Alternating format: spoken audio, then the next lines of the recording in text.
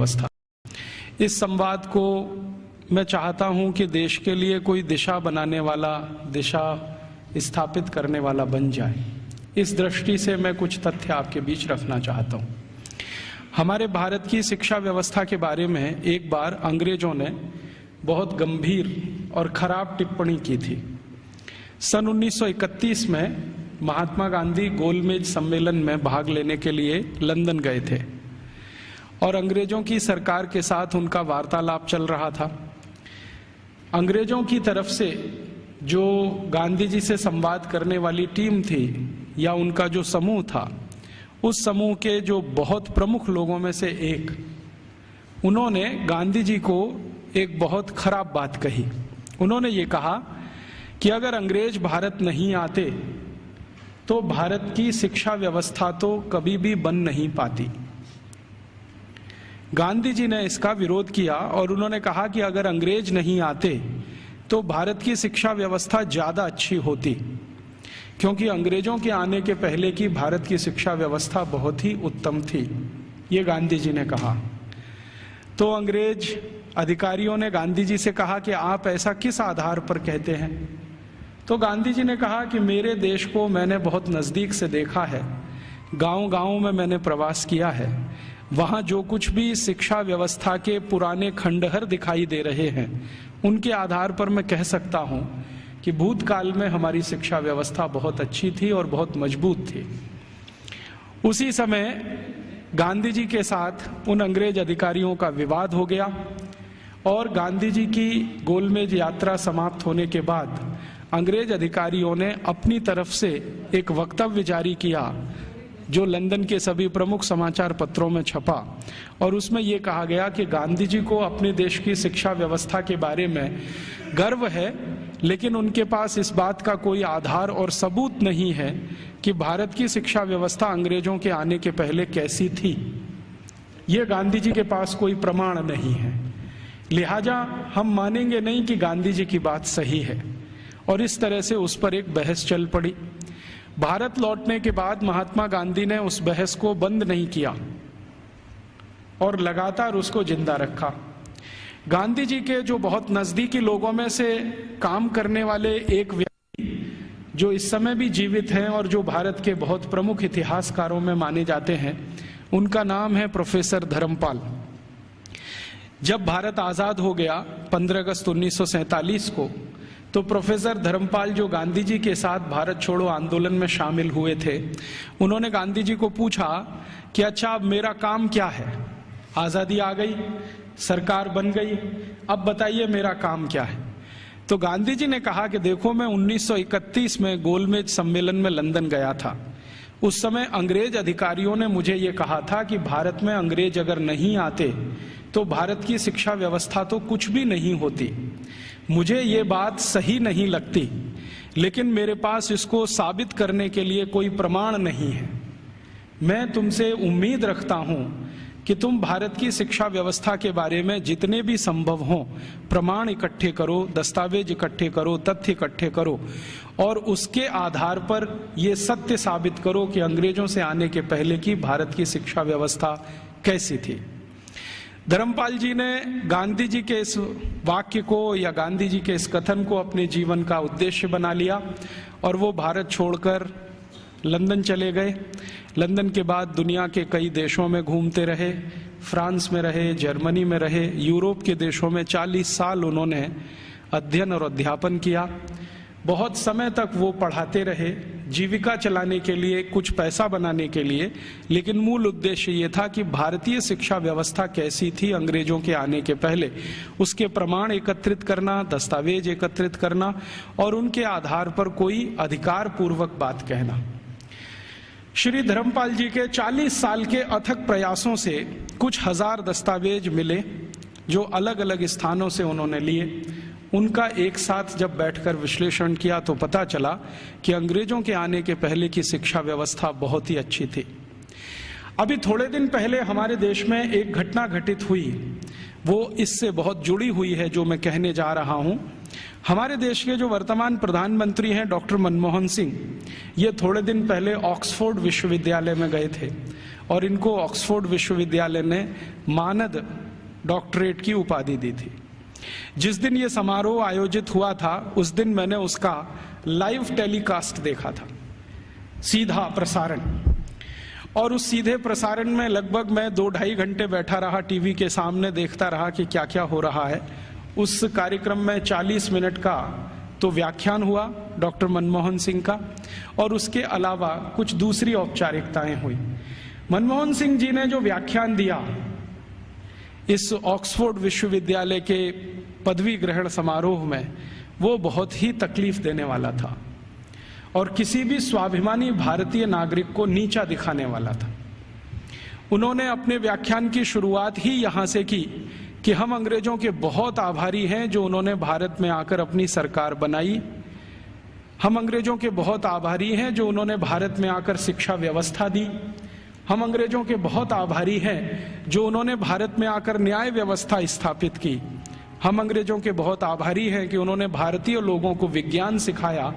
हम अंग्रेजों के बहुत आभारी हैं कि उन्होंने भारतीय नागरिकों को विज्ञान और तकनीकी का अंतर समझाया।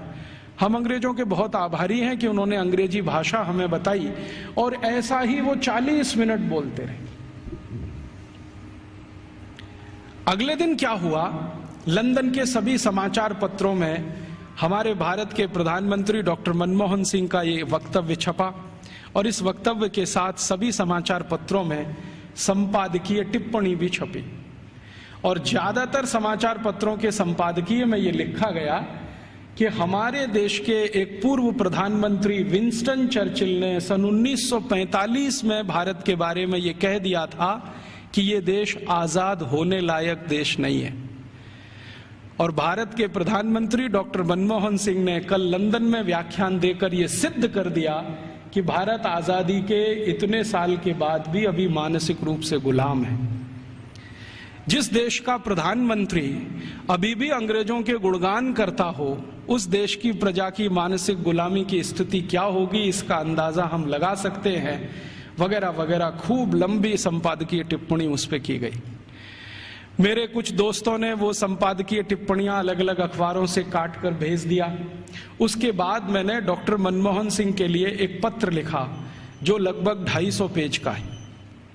वो पत्र नहीं, एक किताब हो गई।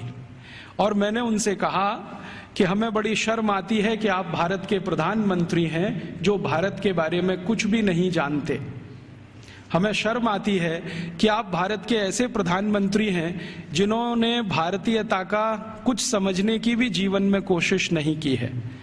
भारत अंग्रेजों के पहले कैसा था, भारत की शिक्षा अंग्रेजों के पहले कैसी थी, भारत की तकनीकी और विज्ञान अंग्रेजों के पहले कैसा था, हमारा भारत अंग्रेजों के पहले उद्योग और व्यापार में किस स्थान पर दुनिया में टिका हुआ था, ये सब बातें अगर आप दस्तावेजों के आधार पर जरा समझें और जानें तो बहुत अच्छा होगा। आप अगली बार ऐसा गुलामी का वक्तव्य देने से बचेंगे।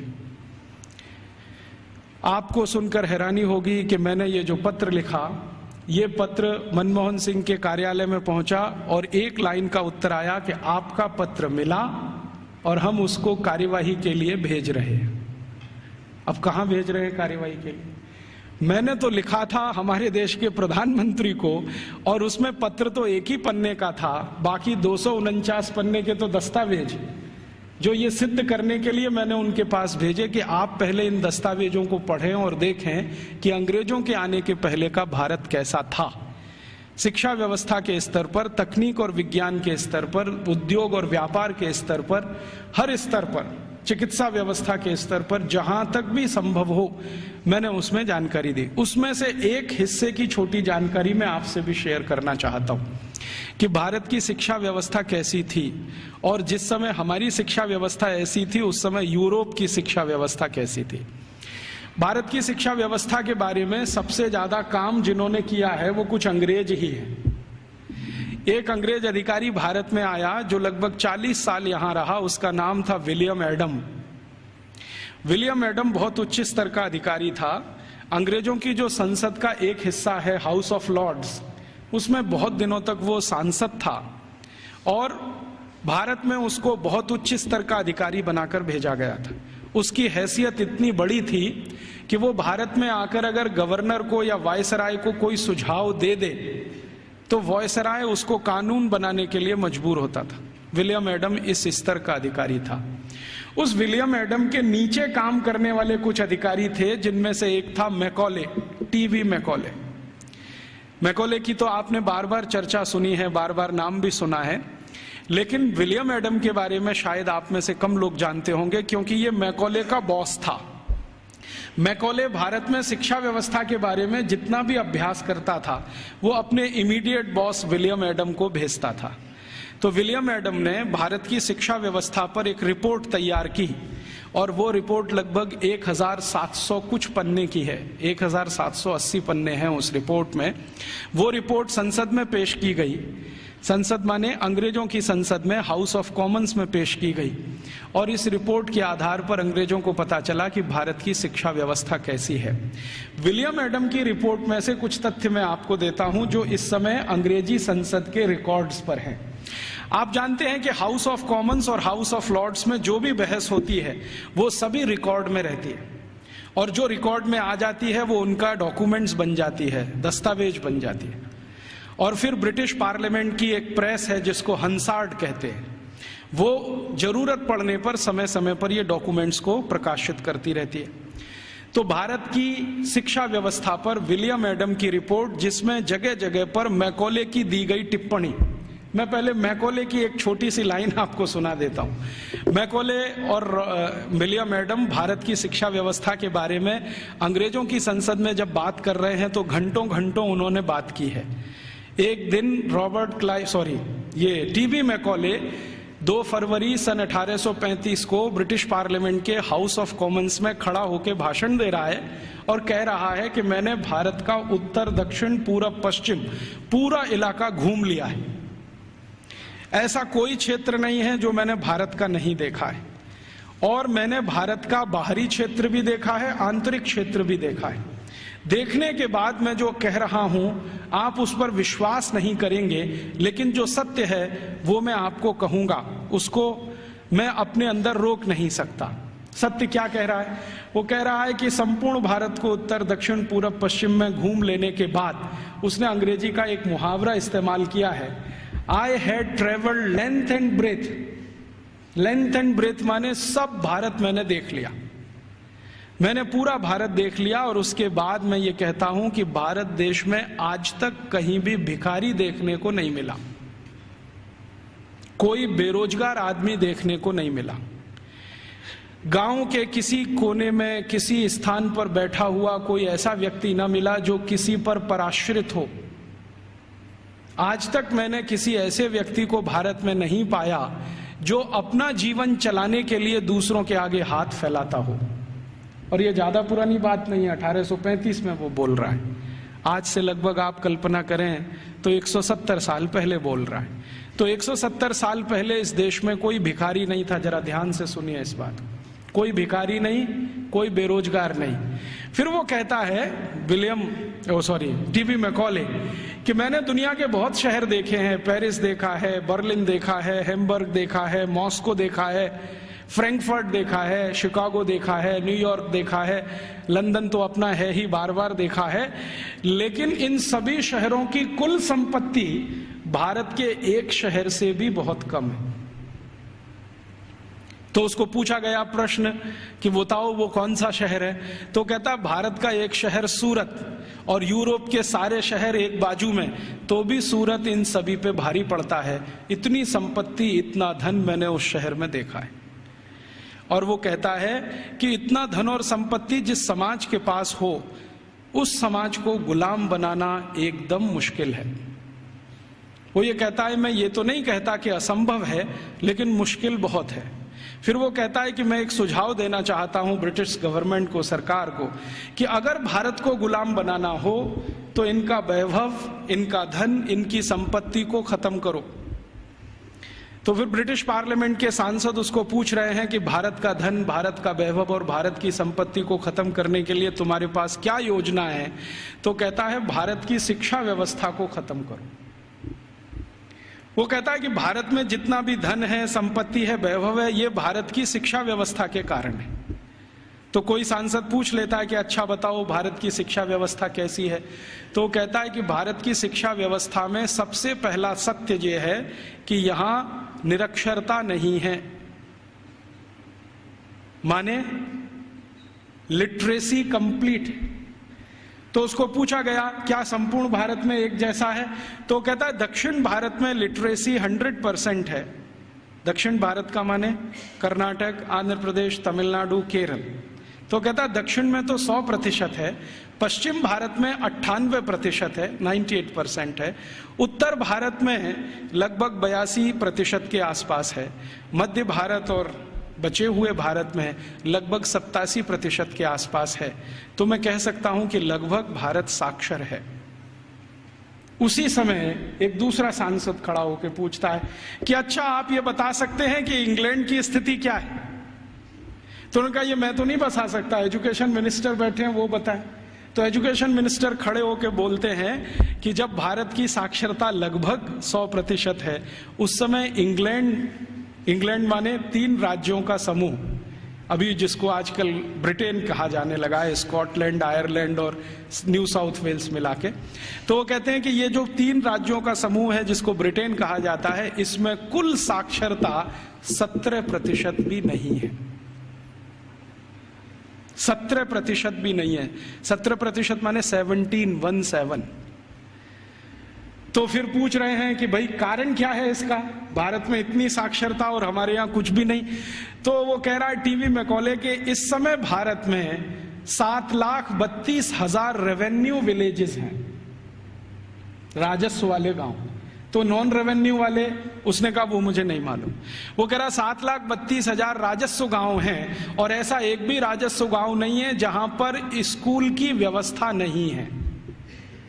तो फिर उसको प्रश्न पूछा गया कि क्या भारत के लोग इसको स्कूल कहते हैं, तो उन्होंने कहा नहीं, मैंने कहा है स्कूल, भारत के लोग इसको गुरुकुल कहते हैं। उसने गुरुकुल को स्कूल में ट्रांसलेट किया है। बाद में वो कहता है कि शायद मेरे पास कोई शब्द नहीं है जो गुरुकुल के बराबर हो, तो मैं स्कूल कहता हूं। तो हम ऐसा मान लें कि मैकॉले बोल रहा है 2 फरवरी 1835 को हाउस ऑफ कॉमन्स में कि भारत के 7,32,000 गांवों में कोई भी ऐसा गांव नहीं है जहां पर गुरुकुल ना हो। इसका अर्थ क्या है, हर गांव में एक गुरुकुल है। फिर उसको पूछा गया इस गुरुकुल में क्या होता है, तो उन्होंने कहा पढ़ते हैं। तो कितने विद्यार्थी हैं, तो उसने कहा सबसे बड़ा गुरुकुल मैंने देखा है वो 20,000 विद्यार्थियों का है, और जो सबसे छोटा गुरुकुल मैंने देखा है वो 200 विद्यार्थियों का है। माने जो गुरुकुलों के बड़े होने का अंदाजा हम लगाना चाहें तो 200 विद्यार्थियों से लेकर 20,000 विद्यार्थियों तक के गुरुकुल इस देश में चलते हैं 1835 के आसपास। फिर वो पूछ रहे हैं कि ये जो 20,000 विद्यार्थियों का गुरुकुल है इसकी व्यवस्था कैसे होती है, ये तो बहुत बड़े विद्यार्थियों का समूह है, कैसे पढ़ाते हैं, व्यवस्था कैसे होता है। तो वो कहता है कि भारत के इन सभी गुरुकुलों में मॉनिटोरियल एजुकेशन होती है। मॉनिटोरियल एजुकेशन का मतलब हम सब समझते हैं कि आचार्य ने किसी विद्यार्थी वर्ग को तैयार किया, मान लीजिए उसमें 50 विद्यार्थी। अब वो 50 विद्यार्थी अपने से नीचे वालों को पढ़ाएंगे, और वो 50 विद्यार्थियों ने जिनको पढ़ाया वो उनसे अपने नीचे वालों को पढ़ाएंगे। तो वो कहते हैं कि एक आचार्य अगर है और उसके साथ 50-60 विद्यार्थियों का समूह है जिनको वो नियमित रूप से पढ़ाते हैं, तो वो 20,000 विद्यार्थियों का गुरुकुल आराम से संभालते हैं। और उसने परिभाषा दिया है कि जो आचार्य 20,000 विद्यार्थियों के गुरुकुल को संभालते हैं उनको भारत में कुलपति कहा जाता है। कुलपति माने 20,000 विद्यार्थियों के समूह की शिक्षा व्यवस्था करवाने वाला व्यक्ति, उसको कुलपति कहा जाता है। फिर उसको पूछा गया है कि ये जो गुरुकुल चलते हैं इनमें विद्यार्थी हैं वो किस वर्ग के हैं, तो वो कहता है कि भारत के नागरिक 4 वर्णों की बात करते हैं, ब्राह्मण, क्षत्रिय, वैश्य और शूद्र। तो वो कहता है कि ये सभी विद्यार्थी इन समूहों में से आते हैं। तो एक अंग्रेज उसको पूछ रहा है कि हमने तो कभी सुना था कि भारत में ज्यादा शिक्षा ब्राह्मणों के लिए है। वो कहता है नहीं, दस्तावेज बताते हैं कि ब्राह्मणों के लिए भी शिक्षा है, वैश्यों के लिए भी है, क्षत्रियों के लिए भी है और शूद्रों के लिए भी है। तो फिर उसको पूछ रहे हैं कि क्या तुम परसेंटेज में ये बता सकते हो कि ब्राह्मण कितने हैं, वैश्य कितने हैं, क्षत्रिय कितने हैं, शूद्र कितने हैं। तो वो कहता है कि दक्षिण भारत के जितने गुरुकुल हैं उनमें शूद्रों की संख्या सबसे ज्यादा है, और पश्चिम भारत के जितने गुरुकुल हैं उनमें वैश्यों और ब्राह्मणों की संख्या लगभग बराबर है, और उत्तर भारत के जितने गुरुकुल हैं उनमें सबसे ज्यादा संख्या क्षत्रियों की है, और बाकी जो 3 हैं ब्राह्मण, वैश्य और शूद्र ये लगभग बराबर हैं, और मध्य भारत में लगभग सब बराबर है। तो कुछ लोग चौंक जाते हैं, वो ये कहते हैं ये कैसे संभव है कि शूद्रों की संख्या दक्षिण भारत के गुरुकुलों में सबसे ज्यादा है। तो वो कहता है शूद्रों की ही नहीं, दक्षिण भारत के गुरुकुलों में महिलाओं की संख्या, लड़कियों की संख्या भी सबसे ज्यादा है। तो वो एक उत्तर दे रहा है प्रश्न का जिसमें वो बोल रहा है कि दक्षिण भारत के गुरुकुलों में लगभग 58% लड़कियां हैं और 42% लड़के हैं। तो फिर उसको पूछा गया ये कैसे संभव हो रहा है भारत में। तो कहता है कि इट क्वाइट नेचुरल, ये स्वाभाविक है, क्योंकि दक्षिण भारत में महिलाओं की संख्या, लड़कियों की संख्या लड़कों से ज्यादा है। और वो कह रहा है वैसे तो भारत में सभी जगह लड़कियों की संख्या लड़कों से ज्यादा है, और आप जानते हैं कि 1881 में अंग्रेजों ने जब पहला सेंसस कराया, पहला जनसंख्या सर्वेक्षण कराया, तो उसमें भी रेशियो यही निकलता है, महिलाएं लगभग 53% हैं और 47% पुरुष हैं। तो वो कह रहा है कि गुरुकुलों में दक्षिण में लड़कियां बहुत ज्यादा पढ़ती हैं। फिर वो पूछ रहा है कि इन लड़कियों को पढ़ाने के लिए जो अध्यापक हैं, तो वो कहता है कि वो सब महिलाएं ही हैं। लड़कों को पढ़ाने के लिए पुरुष हैं, लड़कियों को पढ़ाने के लिए महिलाएं हैं। तो फिर उससे पूछा जा रहा है कि ये जो अध्यापक पढ़ाते हैं इनके लिए कोई ट्रेनिंग सेंटर है क्या। तो वो कह रहा है कि सभी गुरुकुलों के साथ उच्च अध्ययन केंद्र जुड़े हुए हैं जहां पर इन अध्यापकों को तैयार किया जाता है, और तैयार होने के बाद वो गुरुकुलों में पढ़ाने का काम शुरू कर देते हैं। हर गुरुकुल के साथ एक उच्च अध्ययन केंद्र है। फिर उसके साथ पूछा जा रहा है कि अच्छा ये बताओ भारत के इन स्कूलों में, माफ करो गुरुकुलों में क्या विषय पढ़ाए जाते हैं। तो वो गिना रहा है कि 18 विषय पढ़ाए जाते हैं, 18 विषय पढ़ाए जाते हैं। सबसे ज्यादा किस विषय पर जोर दिया जाता है। तो वो कहता है कि भारत के गुरुकुलों में सबसे ज्यादा गणित पढ़ाया जाता है। तो ये गणित कौन सा पढ़ाया जाता है। तो वो कहता है वैदिक गणित पढ़ाया जाता है। तो फिर अंग्रेज पूछ रहे हैं कि हमारे यहाँ एक कॉमर्शियल मैथमेटिक्स है, तो उनका भारत वाले उसको पढ़ते नहीं है और उसमें उनकी ज्यादा रुचि भी नहीं है, वो वैदिक मैथमेटिक्स में ज्यादा रुचि लेते हैं। फिर दूसरा कौन सा विषय है जो सबसे ज्यादा पढ़ाया जाता है गणित के बाद। तो कहता है दूसरा सबसे बड़ा विषय है खगोल शास्त्र, इसको सब भारतवासी पढ़ते हैं। फिर तीसरा कौन सा विषय है। तो वो कहता है मेटलर्जी, माने धातु विज्ञान। फिर चौथा कौन सा विषय है। तो वो कहता है कि कारीगरी, कारीगरी माने जो विभिन्न तरह की कारीगरियां गांव में रहती हैं। हमारे सभी गांव में 18 तरह के कारीगर होते हैं। कोई लोहे का काम करने वाला, कोई लकड़ी का काम करने वाला, कोई बांस का काम करने वाला, कोई मिट्टी का काम करने वाला। तो वो कह रहा है कि सभी गुरुकुलों में ये कारीगरी पढ़ाई जाती है, 18 विषय उसमें अलग हैं। फिर वो पूछ रहा है कि इसके आगे के विषय बताओ। तो कहते हैं वो कि एस्ट्रोफिजिक्स पढ़ाते हैं। एस्ट्रोफिजिक्स समझते हैं, मॉडर्न साइंस का विषय है, और भारत में 1835 में सभी गुरुकुलों में ये पढ़ाया जाता है एस्ट्रोफिजिक्स। फिर और क्या पढ़ाते हैं। तो कहते हैं रसायन शास्त्र पढ़ाते हैं। रसायन शास्त्र के साथ और क्या पढ़ाते हैं। तो कहता है चिकित्सा शास्त्र पढ़ाते हैं। चिकित्सा शास्त्र में क्या विषय हैं। तो वो कहता है औषधि विज्ञान एक है और शल्य क्रिया दूसरा है, माने सर्जरी है और मेडिसिन है। और ऐसे ऐसे करके वो 18 विषय को गिनाता है। तो फिर वो पूछते हैं कि कैसे संभव है कि भारत के विद्यार्थी ये 18 विषय पढ़ लेते हैं। तो वो बताता है कि भारत के विद्यार्थियों को गुरुकुल में जब प्रवेश मिलता है तो वो सामान्य रूप से 5 वर्ष के होते हैं, और जब वो गुरुकुल से पढ़कर निकलते हैं तो उनकी उम्र 21 और 22 वर्ष की होती है। लगभग उनको इतना समय मिलता है 15 साल का, जितने में वो सब पढ़ लेते हैं। तो फिर उनको पूछा गया कि ये विषय कैसे पढ़ाए जाते हैं, रोज पढ़ाए जाते हैं? तो उसने कहा नहीं नहीं, रोज नहीं पढ़ाए जाते, एक एक करके पढ़ाए जाते हैं। एक एक करके पढ़ाए जाते हैं माने एक विषय लिया और उसको पूरे 1 साल पढ़ाया, या 8 महीने पढ़ाया, या 9 महीने पढ़ाया। जब वो पूरा हो गया तब उसको छोड़ा, फिर दूसरा विषय लिया, फिर तीसरा विषय लिया। ऐसे करके 15-16 साल में सब विषय पढ़ाए जाते हैं। फिर वो पूछ रहा है परीक्षा कैसे होती है? तो उनका भारत में परीक्षा होती नहीं है, परीक्षा नहीं होती है। तो कैसे पता चलता है? वो पूछ रहे हैं बहुत सारे एमपीज के इवैल्यूएशन का तरीका क्या है। तो उन्होंने कहा कि यहाँ के जो आचार्य और शिक्षक होते हैं वो विद्यार्थियों को जब एक विषय पूरा पढ़ा देते हैं तो उसी के आधार पर उनके कौशल को जानने के लिए, हुनर को परखने के लिए कुछ काम उनको दे दिए जाते हैं। वो काम कितनी कुशलता से करते हैं इसके आधार पर तय होता है। ये नहीं है कि क्लासरूम में बैठकर 3 घंटे का कोई क्वेश्चन पेपर सॉल्व कर रहे हैं, क्लासरूम में रट लिया है और आंसर शीट पर वॉमिटिंग कर रहे हैं। ऐसा नहीं है भारत में। उसने मजाक में कहा है लेकिन ये गंभीर है समझने के लिए। तो उसको पूछा गया है कि अच्छा आप जरा बताओ कि हमारी इंग्लैंड की स्थिति क्या है, अगर ऐसी शिक्षा भारत में है तो इंग्लैंड में। तो कहता है जी इंग्लैंड में तो अभी 17% ही साक्षरता नहीं है।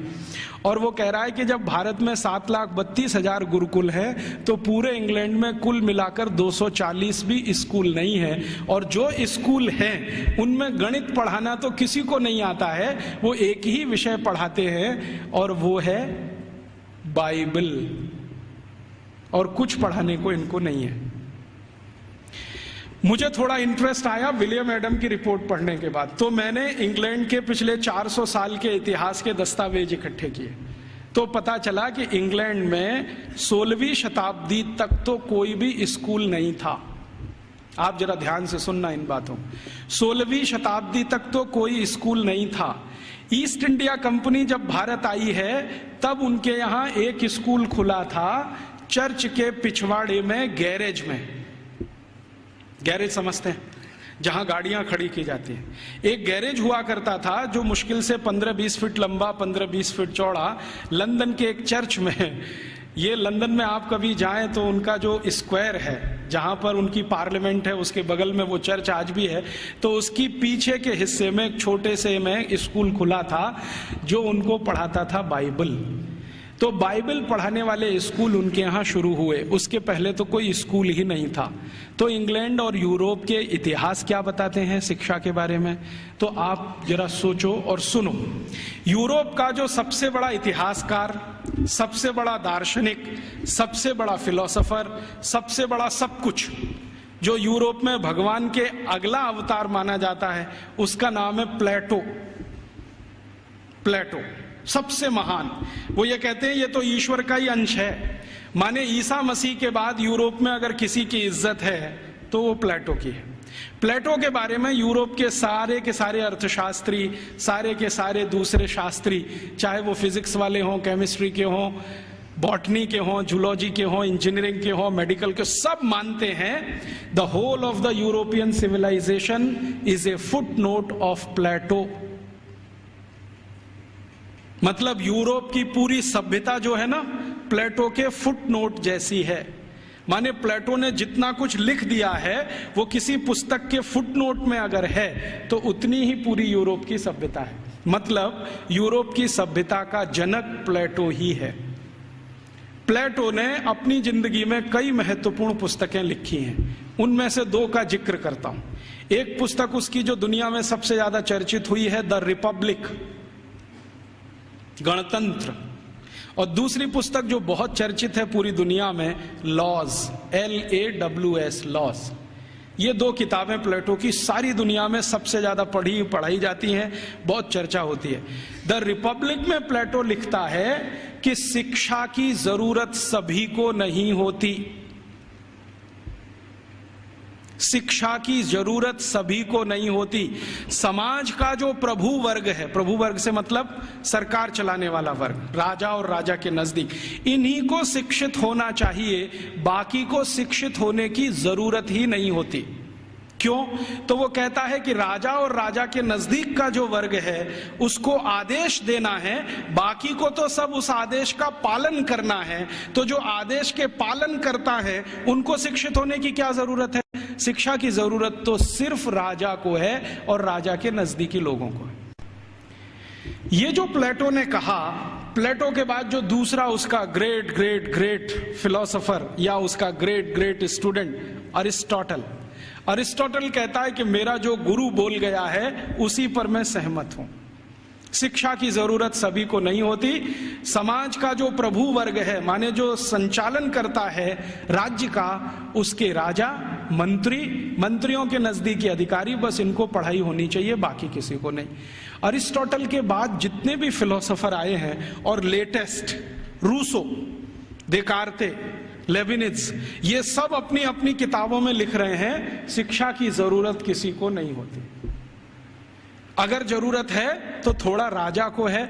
माने यूरोप में प्लेटो के समय से चली हुई विचारधारा आज 18वीं शताब्दी के सभी दार्शनिकों तक सतत चली आई है। शिक्षा सबके लिए नहीं है, सिर्फ राजा के लिए और प्रजा के लिए।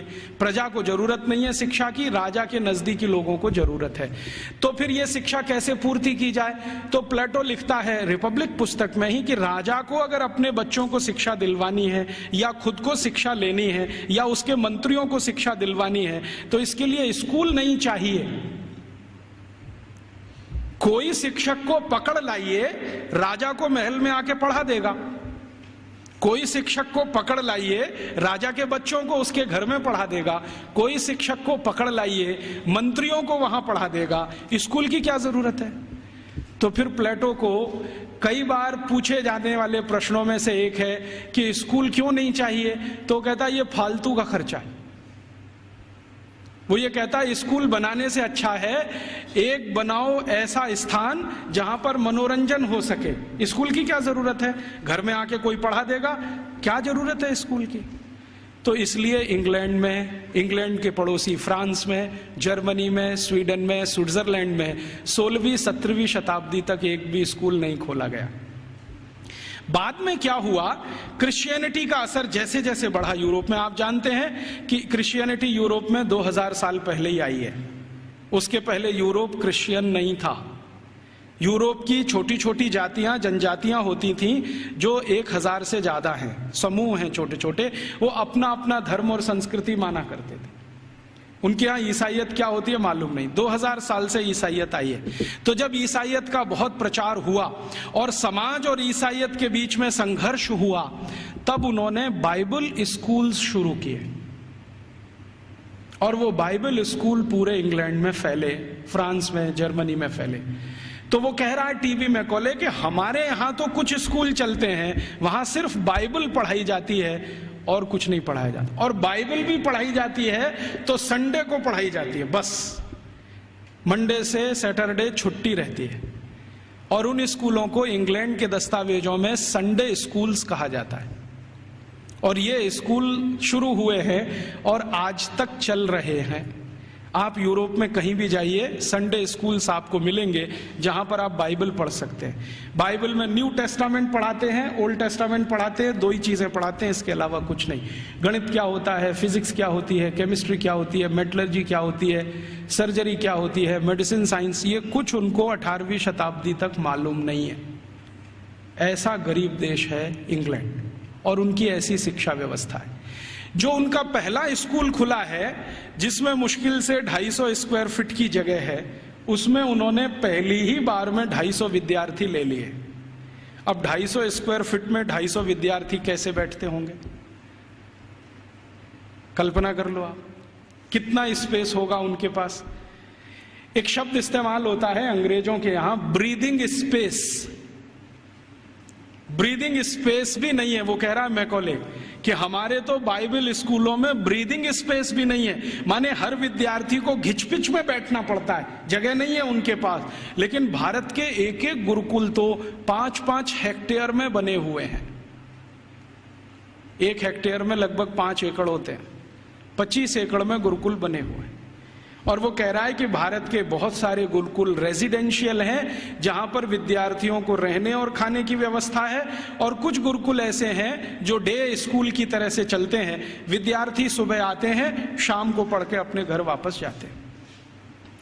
फिर उसको पूछा जाता है कि भारत के विद्यार्थियों को ये सारी की सारी जो शिक्षा दी जाती है, इसका कोई वर्गीकरण है, क्लासिफिकेशन है? तो वो बहुत सुंदर उत्तर दे रहा है, जो हमें इस पे रिसर्च आज जरूरी है करना। वो ये कह रहा है कि भारत के विद्यार्थियों को 2 चीजें पढ़ाई जा रही है, एक तो शिक्षा है, दूसरी विद्या है। अब वो कहता है कि मुझे समझ में नहीं आता शिक्षा कौन सी है, विद्या कौन सी है।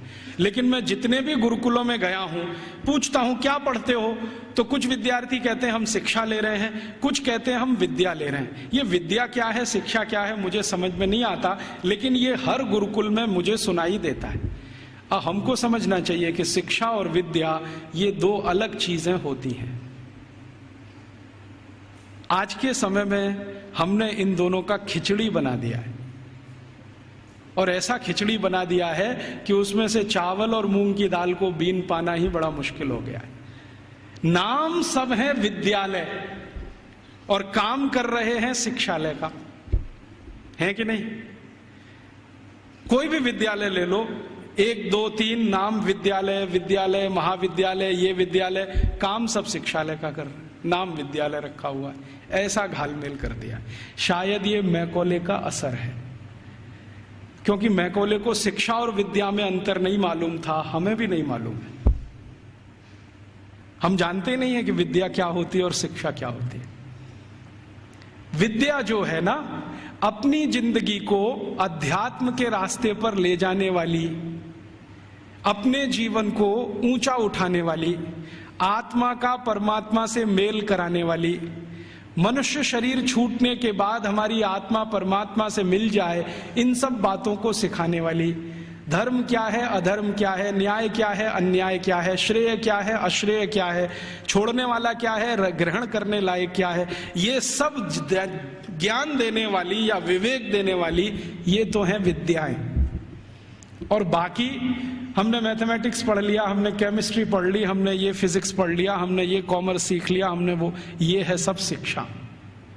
तो कह रहा है कि भारत के सभी गुरुकुलों में विद्या है और शिक्षा है, लेकिन वो उसको इतना समझ में आ गया है कि ये जो विद्या है वो शिक्षा से ऊंची है।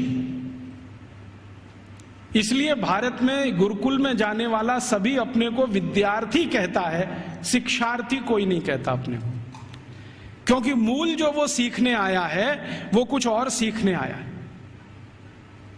खाली गणित सीखने नहीं आया है, या खाली कॉमर्स सीखने नहीं आया, या खाली मेटलर्जी सीखने नहीं आया, विद्या सीखने आया। इसलिए विद्यार्थी कहलाना वो पसंद करता है अपने आप को। और वो कहता है कि जितनी ऊंची कल्पना भारत में है विद्या और शिक्षा की, हम तो उसके दूर दूर कहीं नजदीक तक नहीं है। फिर उसको पूछा जाता है कि अच्छा ये बताओ कि भारत में हायर स्टडीज सेंटर हैं क्या? तो कहता हाँ हैं। कितने हैं? तो संख्या गिना रहा है 15,800 कुछ। हायर स्टडीज सेंटर का मतलब क्या है? हायर स्टडीज सेंटर का माने विश्वविद्यालय।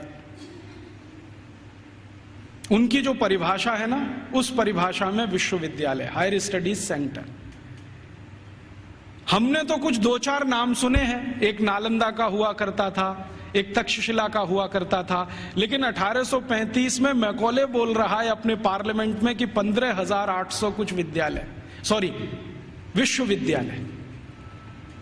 और वो ये कह रहा है कि ये जितने भी विश्वविद्यालय हैं ये किसी एक विषय के निपुण हैं, कोई एक विषय।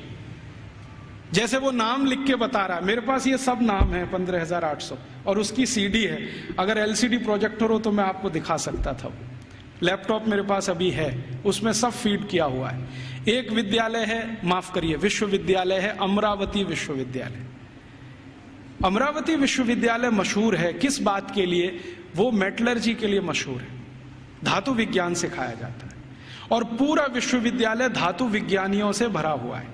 और धातु विज्ञान कई तरह का है, जैसे कच्चे लोहे से फौलाद बनाना, जैसे जमीन में से लोहा तांबा लोहा तांबा सिल्वर माने चांदी और सोना, ये जो दूसरी दूसरी बेशकीमती धातुएं निकलती हैं, इनका एक्सट्रैक्शन कैसे किया जाए ये सिखाने वाला। माने आज जो हमारे यहाँ आईआईटीज में सिखाया जाता ना मेटलर्जी में, वही वहां उस समय यूनिवर्सिटीज में सिखाया जाता। फिर वो कह रहा है एक विश्वविद्यालय में गया था, कांगड़ा विश्वविद्यालय, कांगड़ा माने हिमाचल, तो वो किसके लिए मशहूर है? तो कह रहा है ये सर्जरी के लिए मशहूर है। तो उसको पूछा जा रहा है कि किस तरह की सर्जरी होती है, तो कहता है जी हम सोच नहीं सकते वैसी सर्जरी होती है। और उसको उसने शब्द दिया है जिसको आज के इक्विवेलेंट अगर मैं कहूं तो राइनोप्लास्टी। राइनोप्लास्टी सर्जरी का लेटेस्ट साइंस है 21वीं शताब्दी का, जिसमें आपके शरीर के किसी अंग के चमड़े को निकालकर किसी दूसरे अंग पे लगा दिया जाए। और ये 1835 में वो बोल रहा है कि कांगड़ा विश्वविद्यालय में तो ये सब सिखाया जाता है और सब सीखते हैं राइनोप्लास्टी। तो वो कहता है मैंने मेरी आंखों से एक ऑपरेशन देखा है जिसमें पैर के नीचे के हिस्से से माने घुटने से नीचे के हिस्से से चमड़ी निकालकर नाक पर लगाई गई, और वो कहता है 21 दिन में वो पूरा ठीक हो गया है, पता ही नहीं चलता है कि इसका कोई ऑपरेशन हुआ है। ग्राफ्टिंग जिसको कहते हैं, स्किन ग्राफ्टिंग। और ये 1835 में भारत में होता है। कांगड़ा विश्वविद्यालय का उसने लंबा डिस्क्रिप्शन किया है कि मैंने ऐसा देखा, मैंने वैसा देखा। फिर इसी तरह एक अंग्रेज अधिकारी है, वो खड़ा होकर चिल्लाने लगता, हाँ मैंने भी देखा है, कर्नल कूट उसका नाम। जैसे ही उसने सुना तो वो भी खड़ा हो गया। उसने कहा मैंने भी देखा है, एक बार मैं भारत देश गया था, हैदर अली के साथ मैंने युद्ध लड़ा था, हैदर अली ने मुझे परास्त कर दिया था, मेरी नाक काट दी थी, मैं कटी हुई नाक लेके वहां से भागा था, और बेलगाम नाम का भारत में कोई एक गांव है, वहां के एक वैद्य ने मेरी नाक का ऑपरेशन किया था और जोड़ दिया था, और अभी वो नाक मेरी ऐसी है। वो खड़े होकर बोल रहा है। तो उसको सब सांसद पूछ रहे हैं कि अच्छा तुम्हारी नाक ही काटी थी, सिर क्यों नहीं काटा? क्योंकि तुम तो परास्त हो गए थे, तो तुम्हारा सिर क्यों नहीं काट दिया? तो वो कहता है भारत के राजा बड़े दयालु हैं, उनके मन में बड़ी दया है, दुश्मन को भी पूरा मारते नहीं है, अंग भंग करके छोड़ देते हैं, और भारत में नाक कटना ही बहुत बड़ी बदनामी की बात है, हमारे यहां ऐसा कुछ। तो ये कर्नल कूट के जो कहे हुए और मैकॉले के कहे हुए इन दस्तावेजों से अंदाजा लगता है कि सर्जरी कोई बहुत ऊंचे स्तर की थी। फिर इन सर्जरी को करने वाले जो आचार्य होते थे, उन आचार्यों के उपकरण कैसे हैं उसका वो डिस्क्रिप्शन कर रहा है। और आपको सुनकर आश्चर्य होगा कि सामान्य रूप से सर्जरी का एक आचार्य माने आज का MS मास्टर ऑफ सर्जरी, उस जमाने का आचार्य, तो वो कहते हैं कि सामान्य रूप से एक आचार्य के पास कम से कम 500 इंस्ट्रूमेंट्स तो होते ही हैं। वो कहता 20 तरह की तो उनके पास क्लिप्स है, ये जो 2 वाली होती है ना पकड़ के, 20 तरह की, और सभी उच्च स्तर के लोहे से बनी हुई, जिनमें कभी जंग नहीं लगता। फिर वो कहता भारतवासी बिना जंग का लोहा बनाना तो 10वीं शताब्दी से जानते हैं, हमने उनसे ही सीखा है, हमको लोहा बनाने की तकनीक भारत से ही आई है, और ऐसा लोहा बनाना जानते हैं जिसपे कभी जंग नहीं लगती। वो आज भी कभी देखना हो तो चले जाइए, मेहरौली का खंबा खड़ा हुआ है। वो कहता इनको ऐसा लोहा बनाना आता है तो इंस्ट्रूमेंट अच्छे अच्छे बना लेते हैं। और वो एक मजे की बात कह रहा है कि जिस समय इंग्लैंड में हम चिकित्सा कराते हैं अपनी कोई बीमारी की, तो उस समय 1835 में इंग्लैंड में चिकित्सा क्या होती है जरा सुनिए, और यहाँ कोई एलोपैथी डॉक्टर हैं तो वो जरा ध्यान से सुने।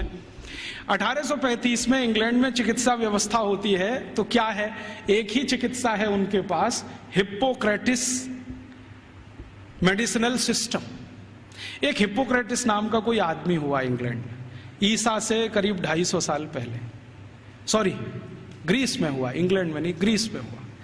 तो उसने कुछ सिद्धांत दिए हैं, वही सिद्धांत एलोपैथी का मूल आधार है, सारे के सारे सिद्धांत। तो हिप्पोक्रेटिस क्या कहता है? वो कहता है शरीर में कोई भी बीमारी घुस गई तो उसका एक ही कारण है कि रक्त आपका दूषित हो गया है। कोई भी बीमारी हो, सर्दी हो गई, जुकाम हो गया, बुखार आ गया, खांसी हो गई, आपको डायरिया हो गया, डिसेंट्री हो गई, लंग इन्फेक्शन, कुछ भी हो गया, तो हिप्पोक्रेटिस एक ही बात में डायग्नोसिस देता है कि आपका रक्त दूषित है, अब इस दूषित रक्त को निकालो शरीर में से, यही चिकित्सा है।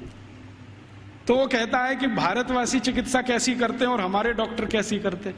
वो कहता है कि जब मुझे बुखार आता है और मैं किसी डॉक्टर के पास जाता हूं तो वो मेरी हाथ की नस काट देता है और उसमें से खून निकलने लगता है, और वो कहता है ये खून जब तक निकलेगा नहीं तब तक बुखार तुम्हारा खत्म होगा नहीं।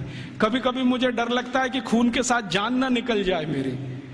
और वो ये कहता है कि भारत में जो चिकित्सा व्यवस्था है इतनी अद्भुत है कि कुछ बुखार आ जाए, कितने से भी कितना बुखार आ जाए, वो कुछ चूरन खिला देते हैं और अगले दिन बुखार ठीक हो जाता है। अच्छा, ये जो कहानी उसने कही है, ये कहानी जॉर्ज वॉशिंगटन ने भी कही है। आप जानते हैं जॉर्ज वॉशिंगटन अमेरिका के राष्ट्रपति, और बल्कि पहले राष्ट्रपति, सबसे पहले राष्ट्रपति, अमेरिका की आजादी के बाद सबसे पहले राष्ट्रपति जॉर्ज वॉशिंगटन। आपको मालूम है उनकी मृत्यु कैसे हुई? उनको आया बुखार। तो ये जो हिप्पोक्रेटिस मेडिसिनल सिस्टम है ना, हाँ, एक ही सिस्टम है उनके पास, हिप्पोक्रेटिस मेडिसिनल सिस्टम, जिस पर उनके आप बहुत थीसिस लिखे गए हैं, बहुत काम हो। तो उनको आ गया बुखार, और बुखार हो गया बहुत, 103 104 डिग्री। तो उनका डॉक्टर आया और उनके दोनों हाथों की नस काट गया, हाँ, और कहा कि ये खून बहने दो, अभी मैं सवेरे आऊंगा आपको देखने। तो दोनों हाथों की नस कटी और रात भर में इतना खून बह गया कि सवेरे जॉर्ज वॉशिंगटन मरे हुए मिले। ये है मॉडर्न एलोपैथिक सिस्टम। और मैकॉले कह रहा है कि जिस समय हम तो सिर्फ नस काट के खून निकाल के इलाज करते हैं, भारत के लोग पता नहीं क्या क्या जड़ी बूटियों से चूरन बनाते रहते हैं, पाउडर बनाते रहते हैं। और वो कहता है कि इनके कॉम्बिनेशन इतने परफेक्ट हैं कि 1-2 बार ही खाना पड़ता है, उसके बाद खाना ही नहीं पड़ता। फिर उसको पूछा गया, क्या तुमने कोई लिस्ट बनाई है ये जो चूरन में कॉम्बिनेशन है इसके? तो वो कहता है हाँ, मैं एक लिस्ट बना रहा हूं, उसमें कुछ मेडिसिनल हर्ब्स हैं, कुछ रूट्स हैं, कुछ प्लांट्स हैं। तो वो पूछ रहे हैं कितनी संख्या हो गई है? तो उसने कहा 16,000 तो हो गई है, पता नहीं आगे कितनी जाएगी। उस जमाने में तो कुछ लोग आश्चर्य से पूछ रहे हैं कि ये जो शिक्षा है, वहां चिकित्सा भी दे रहे हैं, सर्जरी भी दे रहे हैं, मेटलर्जी भी दे रहे हैं, वगैरह वगैरह, क्यों दे रहे हैं? तो वो कहते हैं, भारत के सभी आचार्य कहते हैं कि जीवन एकांगी नहीं है। अभी ये देखिए, फिलॉसफी की बात, जीवन एकांगी नहीं है, और चूंकि एकांगी नहीं है तो इसमें सब तरह के ज्ञान की जरूरत होती है। तो हर विद्यार्थी को सभी तरह का ज्ञान होना चाहिए, विशेषज्ञता उसको किसी एक में होनी चाहिए, ज्ञान उसको सब तरह का होना चाहिए। तो कहता है कि जो प्राइमरी लेवल की ज्ञान है वो सबको दी जाती है, मेडिसिन की, सर्जरी की, मेटलर्जी की, मैथमेटिक्स की। जब वो विद्यार्थियों की रुचि उत्पन्न हो जाती है तो किसी एक विषय में उनको विशेषज्ञ बना दिया जाता है, और फिर वो विद्यार्थी समाज में चला जाता है, उसकी शिक्षा पूरी हो जाती है, विद्या पूरी हो जाती है, फिर वो समाज को अपनी सेवाएं देता है। और वो एक बहुत महत्व की बात कह रहा है कि भारत के विद्यार्थी इन सब गुरुकुलों से जब पढ़कर निकलते हैं तो उनको संकल्प कराया जाता है, संकल्प कराया जाता है। और संकल्प क्या कराया जाता है? तो उनको ये कहा जाता है कि देखो, ये जो ब्रह्मांड जगत है, वो उसको अंग्रेजी में एक्सप्लेन कर रहा है, ठीक से नहीं कर पाया, कहीं गलती है वो मैंने ठीक कर दिया है, क्योंकि बहुत सारी चीजें उनके समझ की बाहर हैं जो हमारी समझ के लिए सामान्य है। क्योंकि हर सभ्यता में कुछ बातें विशेष होती हैं जो दूसरी सभ्यता में नहीं मिलती है, तो बाहर वाला आकर उसको जिस चश्मे से देखेगा, हमारा चश्मा उससे बिल्कुल अलग होगा। तो वो कह रहा है कि भारत में ऐसा बोलते हैं, मानते हैं कि ये जो ब्रह्मांड जगत है इसमें मनुष्य ही नहीं है, मनुष्येतर बहुत सारे प्राणी हैं, पक्षी हैं, जीव हैं, जंतु हैं, और सब भारतवासी मानते हैं कि सब में आत्मा है, सब में आत्मा है। और प्लेटो क्या कहता है? प्लेटो करे जरा इसका सोचो, वो रिपब्लिक में लिख रहा है और लॉज में उसको रिपीट किया है। वो ये कहता है आत्मा सिर्फ राजा में होती है, प्रजा में आत्मा ही नहीं होती। प्लेटो का है, ये मेरा नहीं। वो कहता है आत्मा सिर्फ राजा में है, प्रजा में आत्मा है ही नहीं, इसलिए कानून सब प्रजा के लिए हैं, आदेश देने का अधिकार राजा को है। और प्लेटो तो कहता है कि राजा के मुंह से जो निकल गया वही कानून, प्रजा को उसी का पालन करना है। अच्छा, फिर प्लेटो ने स्ट्रेटिफिकेशन किया है कि राजा तो एक वर्ग है, उसके नीचे के वर्ग के उसने वर्गीकरण किया है कि प्रजा में पहला कौन, तो कहता है कि ये जो उद्योगपति हैं, व्यापारी हैं, धंधा करने वाले, ये पहले स्तर के। दूसरे स्तर पर कौन, तो अध्यापक हैं और कारीगर हैं और म्यूजिशियन हैं, संगीतकार हैं, पेंटर हैं, आगे आदि दो। तीसरे नंबर पर कौन, तो तीसरे नंबर पर खेत में काम करने वाले मजदूर हैं, फैक्ट्री में काम करने वाले मजदूर हैं वो। चौथे नंबर पर कौन, तो कहता है स्त्रियां, महिलाएं, वो चौथे नंबर पे। आखिरी पांचवा कोई नंबर नहीं है वहां। तो वो कहता है प्लेटो कि मैं कभी कभी कल्पना करता हूं कि प्रजा में गलती से आत्मा आ गई तो स्त्रियों में तो कभी नहीं आती। इसलिए वो लॉज में लिख रहा है कि कभी भी किसी न्यायाधीश को किसी स्त्री की गवाही पर विचार ही नहीं करना चाहिए, क्योंकि स्त्री को सत्य का ज्ञान नहीं है, उसको विवेक नहीं है, क्योंकि उसको आत्मा नहीं। तो आप जानते हैं ये जो मॉडर्न जस्टिस माने जुडिशियल सिस्टम निकला, जिसमें से आईपीसी, सीआरपीसी और सीपीसी आया और हमने बिना सोचे समझे उसको अपने देश में अपनाया, इस जुडिशियल सिस्टम में 1950 तक किसी महिला की गवाही को माना ही नहीं जाता था। यूरोप में अदालत में चलने वाले किसी भी मुकदमे में किसी महिला की गवाही नहीं मानी जाती थी।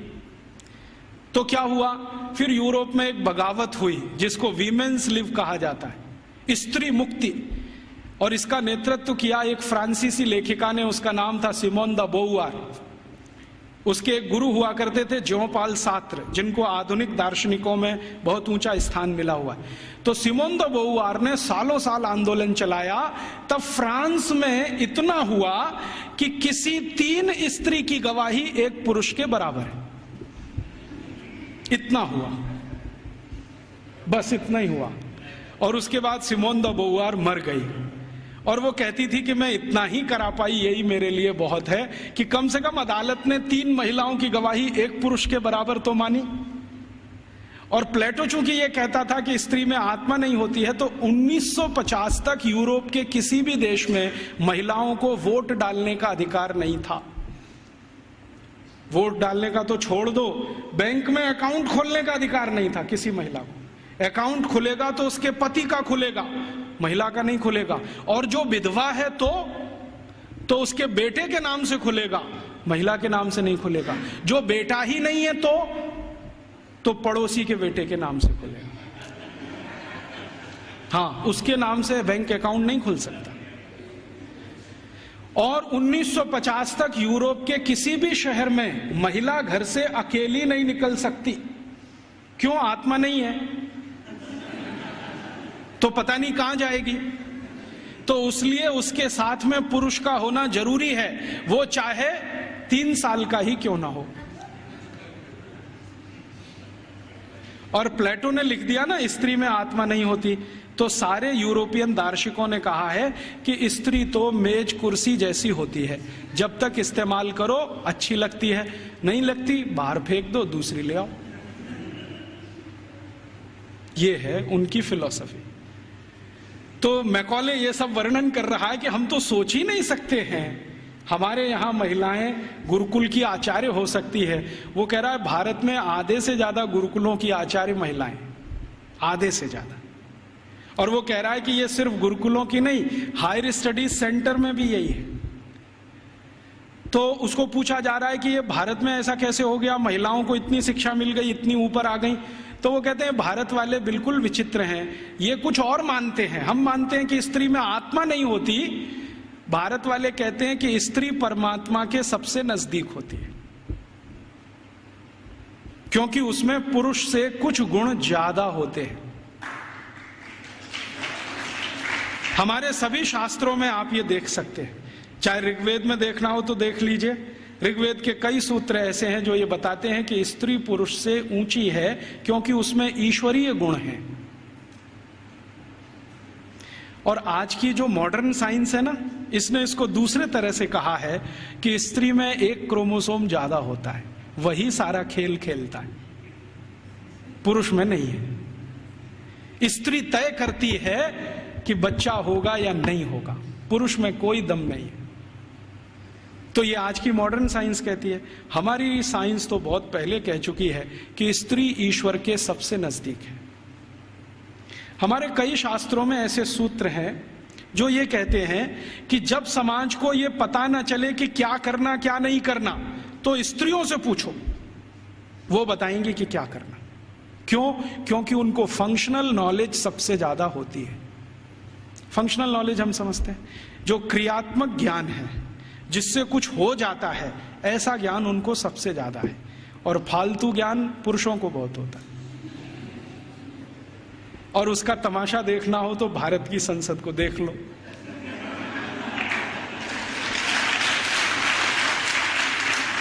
देखा आपने संसद में जो पुरुष सांसद हैं वो मां बहन की गालियां देते हैं और स्त्री सांसदों को चुपचाप निकल जाना पड़ता है।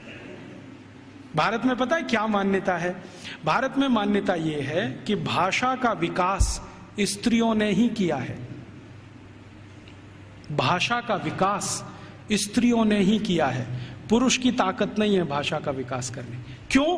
क्योंकि भारतीय भाषाओं में, भारतीय भाषाएं पता है?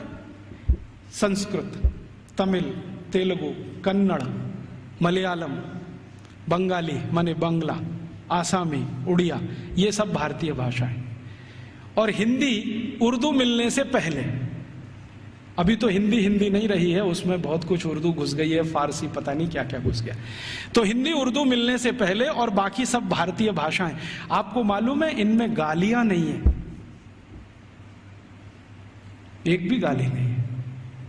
और गाली नहीं है तो यह सिद्ध करता है कि यह भाषा स्त्रियों ने ही रची है। हाँ, क्योंकि स्त्रियों में कितना भी गुस्सा हो, गाली नहीं निकलती उनके मुंह से, क्योंकि ईश्वरीय गुण है उनमें कुछ। तो मैकॉले कह रहा है कि भारत में स्त्री ईश्वर के नजदीक है, परमात्मा के नजदीक है। और वो एक सूत्र सुना रहा है, पता नहीं उसको कहां से मिल गया। वो कहता है भारत के लोग ऐसा कहते हैं कि स्त्री के बिना मोक्ष नहीं होता। और ये एक दिन मुझे भी अनुभव हुआ है। मैं दक्षिण भारत में गया था, एक गांव में व्याख्यान देने। वो गांव में एक मंदिर है, बड़ा मशहूर मंदिर है। मैंने सोचा मैं भी दर्शन करूं, तो पुजारी ने कहा आप अंदर नहीं जा सकते। मैं पूछा क्यों? क्या आप ब्रह्मचारी हैं? मैं पूछा तो क्या हुआ, ब्रह्मचारी हूं, अंदर नहीं जा सकता। नहीं जा सकते। क्यों नहीं जा सकता? कि आप पवित्र नहीं है। मैं पूछा वो कैसे? उन्होंने कहा पवित्रता तो स्त्री के आने के बाद ही आती है। हाँ, और वो ब्रह्मचारी ने इतनी गंभीरता से कहा कि मैं देखने लगा उसका चेहरा, ये बोल क्या रहा है। तो उसने कहा कि स्त्री के जीवन में आने के बाद ही पुरुष पवित्र होता है, उसके पहले तो वो लंपट होता है।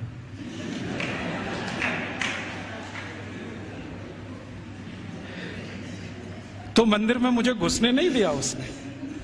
और वो कहता आप तो क्या, हजारों साल से यहां कोई भी व्यक्ति बिना पत्नी के मंदिर में गया नहीं है। तो मैंने कहा ठीक है, फिर कभी हो तो सोचूंगा।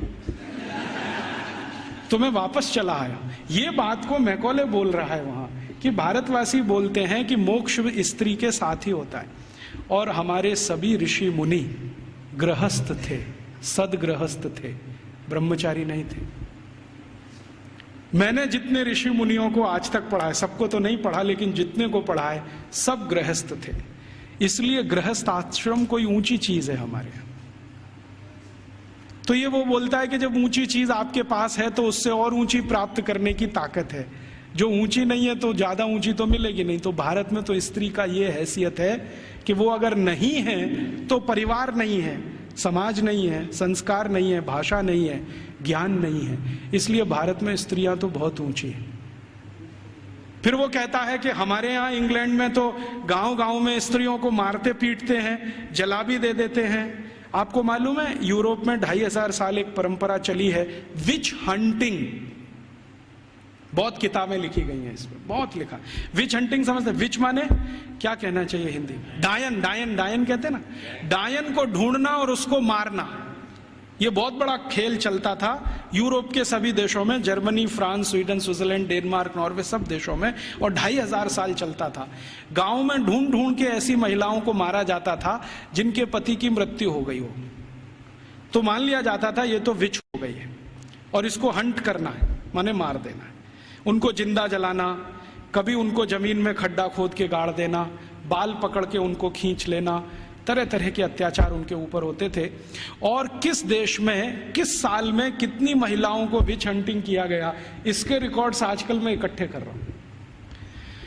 तो हमारे यहां जब सती प्रथा की कहानी चर्चित हुई ना विलियम बेंटिंक के द्वारा, उसी साल में इंग्लैंड में 2700 से ज्यादा महिलाओं को डायन कह के मार डाला गया,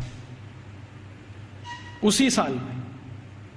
अब हुआ क्या कहानी में कि विलियम बेंटिंक ने अपने देश में जो 2500 से ज्यादा महिलाओं को डायन मरवाया कह के, उसकी चर्चा तो की नहीं आज तक। एक किसी महिला को इस देश में डायन सिद्ध करके मरवा दिया, उसको इतना ग्लोरीफाई कर दिया कि भारत के सभी गांवों में यही होता है। और विलियम बेंटिंक को तो कुछ समझ भी नहीं थी, अकल भी नहीं थी। अभी थोड़े दिन पहले इस प्रश्न का मुझे उत्तर मिला। भारत देश में आप जानते हैं कि 4500 से ज्यादा वनवासी जातियां हैं, 4556 हैं कुछ वनवासी जातियां। जैसे गोंड हैं, वो एक वनवासी जाति है। ऐसे ही गोंड जैसे 4500 से ज्यादा समूह हैं। इनके बीच में मैं पिछले कुछ सालों से घूम रहा हूं और मैंने वहां देखा कि सती का मतलब क्या होता है, सती कहते किसको है। एक बार गोंड लोगों के एक बहुत बड़े सम्मेलन में मैं गया और वहां किसी को सती किया जाना था। मैंने कहा चल के देखूं ये होता क्या है सती होना। तो वहां हुआ ये था कि एक महिला के पति का देहांत हो गया, स्वर्गवास हो गया, और पति का स्वर्गवास हो गया तो उसकी अंतिम यात्रा के लिए गांव के लोग जा रहे हैं। अंतिम संस्कार वो ऐसे ही करते हैं जैसे हम करते हैं, अग्निदाह करते हैं, लकड़ियां इकट्ठी करते हैं। तो मैंने देखा कि उसकी पत्नी आती है और उसके चारों तरफ प्रदक्षिणा करती है और संस्कृत के मंत्र बोलते हैं। कभी कभी उनको भूल जाएं तो वो अपनी भाषा के मंत्र बोलने लगते, लेकिन मंत्र उच्चार होता है, बराबर होता है, पूरे समय होता है। जितने समय तक लाश जलती है तब तक वो मंत्रोच्चार करते रहते हैं, कुछ ना कुछ बोलते हैं।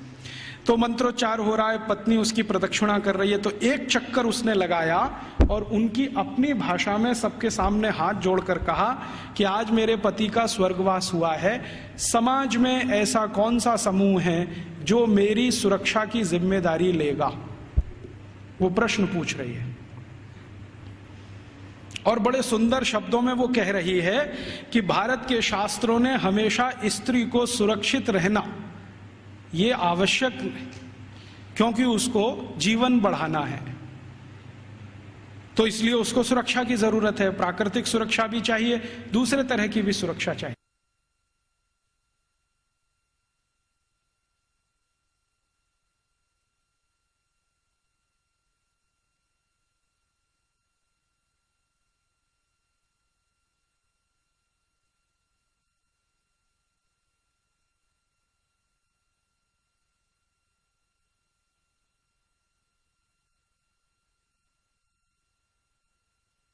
क्या मेरी बेटियां जिम्मेदारी लेंगी? बेटियों ने हां बोल दिया तो आ जाएगी, नहीं बोला तो फिर चौथा चक्कर लगाएगी। फिर वो पूछेगी कि क्या समाज के प्रतिष्ठित लोग, जिनको हम क्या कहें महाजन लोग मेरी जिम्मेदारी लेंगे? अगर उन्होंने हां बोल दिया तो आ जाएगी, ना बोल दिया तो फिर चक्कर लगाएगी पांचवा। फिर वो पूछेगी कि इस समाज के आचार्य लोग, उपाचार्य लोग मेरी जिम्मेदारी लेंगे? अगर हां बोला तो उनके पास आ जाएगी, नहीं तो वापस। और आखिरी चक्कर सातवां जब लगाएगी तो वो पूछेगी कि क्या पुरोहित हम समझते हैं पूजा पाठ करें, क्या पुरोहित मेरी जिम्मेदारी लेंगे? अगर पुरोहितों ने हां बोला तो उनके पास आएगी, नहीं तो चक्कर लगा के गांव छोड़ के चली जाएगी और गांव कहेगा कि वो सती हो गई। ये है सती होना। और इसको बिगाड़ दिया। अंग्रेजों ने क्या कहा कि उसको जबरदस्ती चिता में धकेल देंगे और ये कर देंगे। फिर वो जाती कहाँ है, उसके पीछे पीछे मैं गया तो उस गांव का कोई मंदिर होगा, वहां जाएगी और अपना बाकी जीवन उसी मंदिर में बिताएगी। वो ये कहती है कि जब कोई जिम्मेदारी नहीं लेगा तो अब भगवान मेरे लिए जिम्मेदारी लेंगे, तो मंदिर में जाके पूजा करेगी, पाठ करेगी, अपना जीवन उसी से चलेगा उसका। और जैसे ही वो मंदिर में जाके पाठ पूजा करने लगेगी तो समाज की आदरणीय हो जाएगी और सब उसको साष्टांग दंडवत प्रणाम करेंगे। फिर हम गोंड लोग कहेंगे कि ये हमारी सती है। हम उसको एक्सप्लेनेशन क्या देंगे, वो पति के साथ जिंदा जला दी गई, वो सती है। सती होना कोई ऊंचा कर्म रहा है इस देश में, हम उसको समझ नहीं पाए। अंग्रेजों ने जो डिस्क्रिप्शन दे दिया उसी को अंतिम मान के हमने अपना मान लिया कि ऐसा ही कुछ होता होगा। ये होता है, और ये सिर्फ गोंडों में ही नहीं होता, भीलों में भी होता है। गोंड हैं, भील हैं, जितने तरह की जनजातियां हैं, ज्यादातर में ये होता है। तो मैकॉले कह रहा है कि भारत में तो स्त्रियों का स्थान बहुत ऊंचा है, परिवार में ऊंचा है, समाज में ऊंचा है, भाषा उनके यहां से निकली है, फंक्शनल नॉलेज उन्होंने समाज को दिया है, इसलिए इनके लिए तो सब कुछ विशेष होता है। इसलिए गुरुकुलों में आचार्य स्तर पर बहुत स्त्रियां हैं, ये हैरानी की बात नहीं है। वो कहता हमारे समाज में उल्टी स्थिति है, स्त्रियों का स्थान सबसे नीचे है, इसलिए हमारे यहां हर काम में वो सबसे पीछे है। तो इस तरह की कुछ बातें हैं जो मैकॉले के डॉक्यूमेंट्स बताते हैं, और विलियम एडम ने इससे भी ज्यादा कुछ खोज की है और उसके डॉक्यूमेंट्स इससे भी आगे की कई बातें बताते हैं कि भारत के ये जो गुरुकुल हैं, इन गुरुकुलों का योगदान क्या है समाज में। तो विलियम एडम ने एक गुरुकुल की कहानी लिखी है अपने दस्तावेजों में। आंध्र प्रदेश में कावेरी नदी के पास विशाखापट्टनम से थोड़ा दूर एक गुरुकुल है, उसका नाम गांव का मैं भूल रहा हूं। तो वो गुरुकुल है, उसने क्या योगदान दिया है, तो वो कहता है विलियम एडम कि ये जो गुरुकुल है ये बहुत पुराना है और उसके दस्तावेज पुराने हैं। 12वीं शताब्दी का वो गुरुकुल है, और वो गुरुकुल है सिविल इंजीनियरिंग का, कंस्ट्रक्शन में सिविल इंजीनियरिंग का। तो कहता है इसका योगदान क्या है, तो विलियम एडम कहता है कि इस गुरुकुल के विद्यार्थी और आचार्यों ने मिलकर कावेरी नदी पर एक डैम बनाया है, बांध बनाया है, जो दुनिया का सबसे पहला बांध है। मुझे नहीं मालूम था विलियम एडम के डॉक्यूमेंट्स पढ़ने के पहले कि दुनिया का सबसे पहला बांध भारत में बना है। फिर जैसा उसने डिस्क्रिप्शन दिया है उसको खोजते खोजते मैं पहुंच गया एक दिन, और अपनी आंखों से देख के आया कि वो डैम अभी तक जीवित है। उस डैम पर तेलुगु भाषा में एक पत्थर लगा हुआ है जिस पर तारीख है सन 1238 में वो बना है। आज से लगभग 800-825 साल पुराना है। और वो डैम की विशेषता क्या है, पत्थर और चूने से बना है। और आप जानते हैं दक्षिण भारत में सबसे ज्यादा प्रवाह वाली नदी है कावेरी। कावेरी जो है ना पेरेनियल रिवर है, साल के 12 महीने पानी रहता है उसमें, और पानी का फ्लो सबसे तेज है और पानी का दबाव भी उसका सबसे तेज है। तो कावेरी नदी पर जहां सबसे तेज गति से पानी बहता है उस नदी पर बांध बना दिया। बांध की लंबाई कितनी है और उसकी चौड़ाई कितनी है, लगभग 1 किलोमीटर 1.5 किलोमीटर के आसपास उसकी लंबाई है। 1.5 किलोमीटर लंबा बांध है। और बांध बनाया कैसा है, ऐसा है जैसे जेड होता है ना, जेड ऐसे फिर ऐसे फिर ऐसे फिर ऐसे फिर ऐसे जेड शेप में पूरा बांध है। तो वो वर्णन कर रहा है विलियम एडम कि ये गुरुकुल के विद्यार्थी और आचार्यों ने बनाया है। इसकी विशेषता क्या है, तो विशेषता ये है कि ये जेड शेप में है। जेड शेप में क्यों बनाया, स्ट्रेट लाइन में क्यों नहीं बना दिया, एक रेखीय रेखा में क्यों नहीं बना दिया, तो कहता है इसका जवाब मुझे नहीं मालूम क्यों बनाया। बहुत दिन मैं भी सोचता रहा कि ऐसा क्यों है। अब मेरे समझ में आया थोड़े दिन पहले कि ये जब सीधी रेखा में आप कोई दीवार बनाए और पानी बहुत तेज गति से आए तो दबाव इतना ज्यादा है कि बहुत जल्दी वो टूट जाएगा। लेकिन अगर आप उसी सीधी रेखा की दीवार को ऐसे ऐसे कर दो तो पानी का प्रेशर डाइवर्ट हो जाएगा और वो डैम कभी भी नहीं टूटेगा। अब समझ में आया कि वो 825 साल से कैसे जिंदा है। तो वो बोल रहा है कि ये एक गुरुकुल ने बनाया हुआ है, और वो गुरुकुल विशाखापट्टनम के नजदीक कभी चला करता था। मैं जब गया इसको देखने के बाद हैदराबाद लौटा तो उनकी जो आर्काइव्स है उसमें गया तो आर्काइव्स में उसके डॉक्यूमेंट्स मुझे मिल गए और गजट में भी इसके बारे में वर्णन है। तो वो कह रहा है विलियम एडम कि भारत के गुरुकुल में पढ़ने वाले विद्यार्थी और उनको पढ़ाने वाले आचार्य कितने समाज के काम करते हैं, उसका ये नमूना है। राजा डैम नहीं बनाते, विद्यार्थी और उनके अध्यापक मिलकर डैम बना देते हैं। और विलियम एडम लिख रहा है कि भारत में ऐसे हजारों तालाब गांव-गांव में विद्यार्थियों ने और उनके अध्यापकों ने बना दिए। ऐसी हजारों गौशालाएं गांव-गांव में विद्यार्थियों ने और अध्यापकों ने बना दी। ऐसी हजारों समाज उपयोगी चीजें जैसे धर्मशालाएं, कुएं, पानी की रहट, ये सब विद्यार्थियों ने अध्यापकों के साथ मिलकर बना दिए। तो विलियम एडम कह रहा है कि भारत के गुरुकुल सिर्फ शिक्षा का केंद्र या विद्या का केंद्र ही नहीं है, ये गुरुकुल अपने विद्यार्थी और अध्यापकों के साथ मिलकर समाज के इतने बड़े काम कर रहे हैं जो वर्षों वर्षों तक भारत के लोगों के उपयोग में आने वाले हैं। तो इस तरह की थी हमारी शिक्षा व्यवस्था। अब क्या हुआ, इस शिक्षा व्यवस्था को जब मैकॉले ने पूरे ठीक से डिस्क्राइब किया लंदन में, तो लंदन में ब्रिटिश पार्लियामेंट के सभी सांसदों ने कहा कि अगर ऐसी शिक्षा व्यवस्था भारत में है तो भारत तो बहुत समृद्धशाली है, पैसे वाला है, ये हमें समझ में आता है। कई गुरुकुलों का उसने वर्णन किया है जो कृषि विज्ञान सिखाते हैं, कृषि शास्त्र सिखाते हैं। तमिलनाडु के कई गुरुकुलों का जिक्र है जिसमें कृषि विज्ञान ऐसा सिखाया जाता है जहां 1 एकड़ में 56 क्विंटल चावल पैदा होता है, उसकी विद्या वो सीखते हैं वहां पर। आज भारत में जितने भी एग्रीकल्चरल यूनिवर्सिटीज है ना, वो 1 एकड़ में 30 क्विंटल से ज्यादा धान कभी पैदा करके दे नहीं पाए, लेकिन 1835 में विलियम एडम कह रहा है कि 1 एकड़ में 56 क्विंटल धान पैदा करना तो सामान्य बात है। और ऐसी शिक्षा देने वाले, विद्या देने वाले सैकड़ों गुरुकुल भारत में। तो कुछ कृषि सिखाते हैं, कुछ मेटलर्जी सिखाते हैं, कुछ कंस्ट्रक्शन इंजीनियरिंग में सिखाते हैं, कुछ और कुछ सिखाते होंगे। ऐसे 18-20 विषयों के सारे ये गुरुकुल हैं। तो वो कह रहा है कि भारत सुखी है, समृद्धशाली है, वो इन गुरुकुलों के कारण। तो वो कह रहा है कि अब भारत को अगर गुलाम बनाना है तो इस शिक्षा व्यवस्था को जब तक हम तोड़ेंगे नहीं तब तक भारत गुलाम बनता नहीं। तो फिर उसको पूछ रहा है इंग्लैंड का राजा कि अब आपके पास क्या योजना है। तो कह रहा है कि मेरे पास एक योजना है कि हमारी जो सरकार भारत में चल रही है उसको आदेश दिया जाए कि भारत के ये जो गुरुकुल हैं, इंडिजिनस एजुकेशन सिस्टम वो कहते हैं इसको, भारत का स्थानीय शिक्षा तंत्र। तो कह रहे हैं जो इंडियन एजुकेशन सिस्टम है या इंडिजिनस एजुकेशन सिस्टम है, इसको कानून बनाकर हम गैर कानूनी घोषित कर देंगे, इल्लीगल, कि ये सब कुछ अवैधानिक है, गैर कानूनी। उसके लिए कानून बना देंगे लंदन में, यहां से वो चला जाएगा भारत में, उसको लागू करा देंगे। थोड़े दिन में ये सब गुरुकुल बंद हो जाएंगे, क्योंकि हमारे पास जब कानून आ जाएगा तो कानून के डंडे से हम इनको बंद करा देंगे कि ये इल्लीगल है, बंद करो। नहीं बंद करेंगे तो दंड देंगे उनको। थोड़े दिन में दंड देते देते अपने आप बंद हो जाएंगे। तब अंग्रेजों की संसद ने एक कानून बनाया जिसका नाम है इंडियन एजुकेशन एक्ट,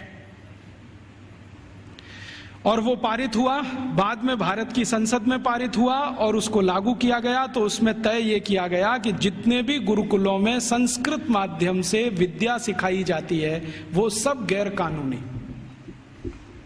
फिर कहा गया कि जितने भी गुरुकुलों में स्थानीय भाषाओं की मदद से, जैसे तेलुगु, तमिल, कन्नड़, मलयालम, मराठी, गुजराती, इनके माध्यम से विद्या दी जाती है, वो भी गैर कानूनी।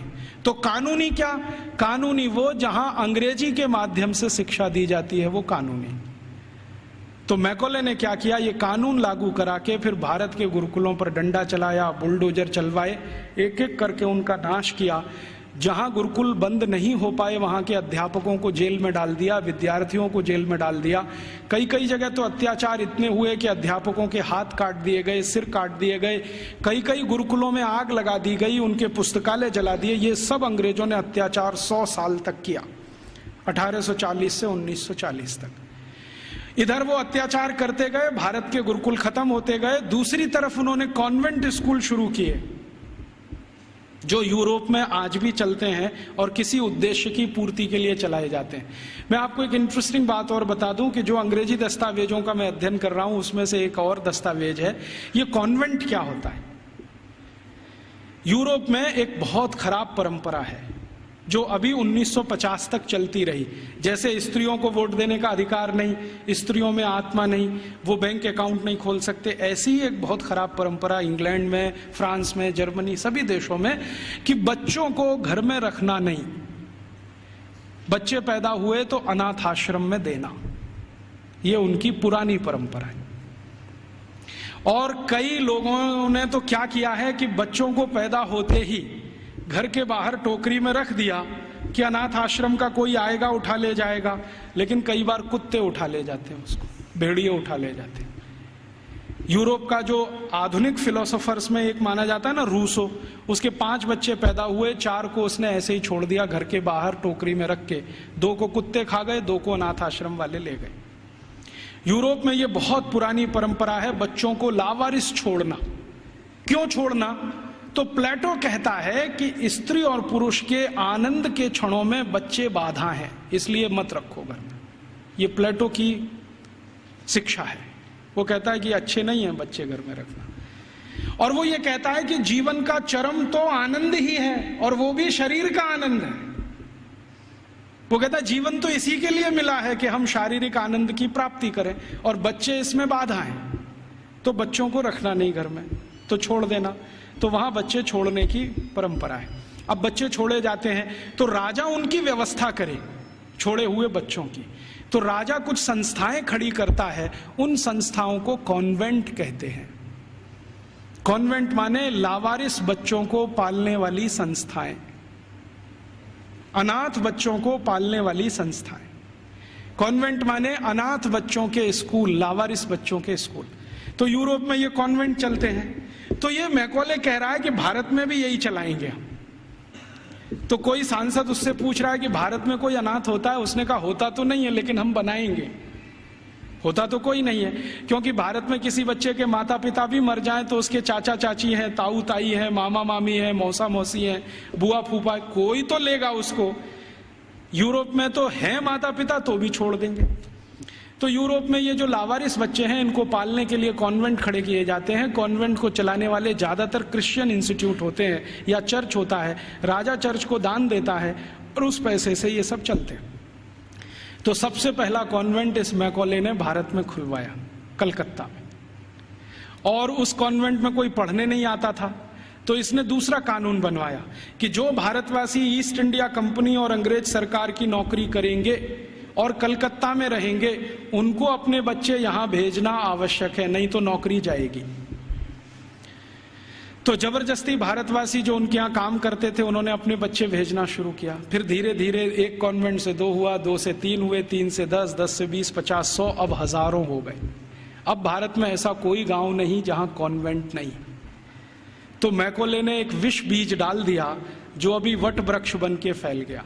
अब तो ऐसे ऐसे कॉन्वेंट स्कूल हैं इस देश में, बजरंगबली कॉन्वेंट स्कूल। आपको देखना हो तो मैं दिखा सकता हूं आपको।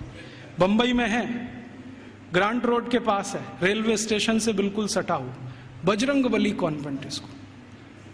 हाँ, और एक कॉन्वेंट स्कूल है संतोषी माता कॉन्वेंट स्कूल, एक है सरस्वती देवी कॉन्वेंट स्कूल, एक महावीर स्वामी कॉन्वेंट स्कूल खुला है अभी बेंगलोर में, जबरदस्त। अब इनको पूछो चलाने वालों को कि बजरंगबली का कॉन्वेंट से क्या रिश्ता है, या सरस्वती देवी कब कॉन्वेंट स्कूल में पढ़ने गई थी। मूर्खों के मूर्ख इस देश में पैदा हो गए, ना तो अंग्रेज हैं ना तो हिंदुस्तानी है, खिचड़ी बन के इस समाज में पड़े हुए। ना उसमें से आप चावल निकाल सकते हैं, ना मूंग की दाल का दाना निकाल सकते। ये खिचड़ी लोगों ने देश का सत्यानाश कर दिया। ये सब मैकॉले की संतान है। मैकॉले तो छोड़ गया कुछ। जब अंग्रेज गए थे ना, तो रिकॉर्ड्स बताते हैं कि 350 कॉन्वेंट स्कूल थे 15 अगस्त 1947 तक। अब शायद वो 30-35 हजार हो गए हों, तो कोई आश्चर्य की बात नहीं। अब यूरोप में जो कॉन्वेंट स्कूल हैं, वैसी ही शिक्षण यहां हो रहा है। यूरोप में क्या होता है ना, मैंने आपसे कहा कॉन्वेंट माने लावारिस बच्चों के स्कूल। तो वहां जो बच्चे पढ़ने आते हैं, उनको सिखाया जाता है कि देखो ये जो अध्यापक है वो अध्यापक नहीं है, ये फादर है, ये मदर है, क्योंकि असली का पता नहीं।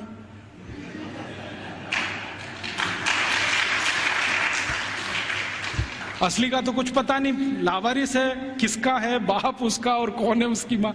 तो स्कूल में जो पढ़ाने वाले होते हैं ना टीचर, तो पुरुष है तो फादर, माने ओल्ड एज है तो फादर, और यंग एज है तो ब्रदर, और ओल्ड लेडी है कोई तो मदर, और यंग लेडी है तो सिस्टर। तो कॉन्वेंट में उनको बुलवाते हैं, ये फादर है, ये मदर है, ये ब्रदर है, ये सिस्टर है, क्योंकि असली नहीं है। अब हमने भारतवासियों ने बिना सोचे नकल कर लिया उसका। हमारे यहां तो घर में है असली, और कॉन्वेंट में जा रहा है बच्चा तो वहां हो गए नकली, और वहां उसको मदर फादर ही बोलना पड़ता है। अब भारतीय परंपरा में यह है कि किसी बच्चे की दो माताएं तो हो सकती हैं, बाप दो नहीं होते कभी। भगवान कृष्ण की दो माताएं थी, एक ने जन्म दिया, एक ने पाला। रामचंद्र जी मानते हैं कि मेरी 3 माँ हैं, एक ने जन्म दिया है, बाकी 2 प्रेम दे रहे हैं। तो माताएं 2 हो सकती हैं, 3 हो सकती हैं, बाप हमेशा एक ही होता है। अब हमारे कॉन्वेंट में पढ़ने वाले नौनिहालों के हर एक के 2-2 बाप हैं।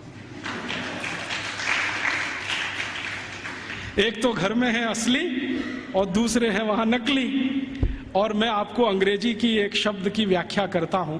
अंग्रेजी में एक शब्द होता है जो गाली के रूप में इस्तेमाल किया जाता है, बास्टर्ड। बास्टर्ड वही होता है जिसके 2 बाप होते हैं। तो हमने अपने अपने नौनिहालों को सबको बास्टर्ड बनाने का धंधा शुरू कर दिया है, और बड़े गर्व से कहते हैं मेरा बेटा सेंट मैरी कॉन्वेंट में जाता है, जीसस कॉन्वेंट में जाता है, फलाने कॉन्वेंट में, ढिमाके कॉन्वेंट में। फिर उन कॉन्वेंटों में बड़ी बड़ी विचित्र विचित्र चीजें सिखाई जाती हैं। आजकल सिखाया जाता वैलेंटाइन डे, सेलिब्रेट करो वैलेंटाइन डे। ये वैलेंटाइन का किस्सा क्या है? वैलेंटाइन का किस्सा ये है कि यूरोप में, मैंने कहा ना बच्चों को साथ रखने की परंपरा नहीं है, ऐसी ही एक बहुत खराब परंपरा है बिना शादी के साथ रहने की। एक शब्द चलता है यूरोप में, लिव इन रिलेशनशिप, माने शादी तो करनी नहीं है लेकिन साथ में रहना है। और ये क्यों ऐसा है? इसमें छुटकारा आसान है, सवेरे किया शाम को निकल गए, कहीं दूसरे के घर में घुस गए, फिर तीसरे के, फिर चौथे के।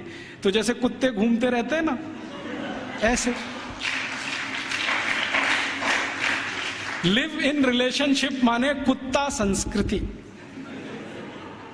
लेकिन मुझे कई बार लगता है भारतीय कुत्तों से भी ज्यादा खराब यूरोपियन कुत्ता संस्कृति। भारतीय कुत्ते फिर भी थोड़े वफादार हैं, यूरोप वाले तो उतने भी नहीं है।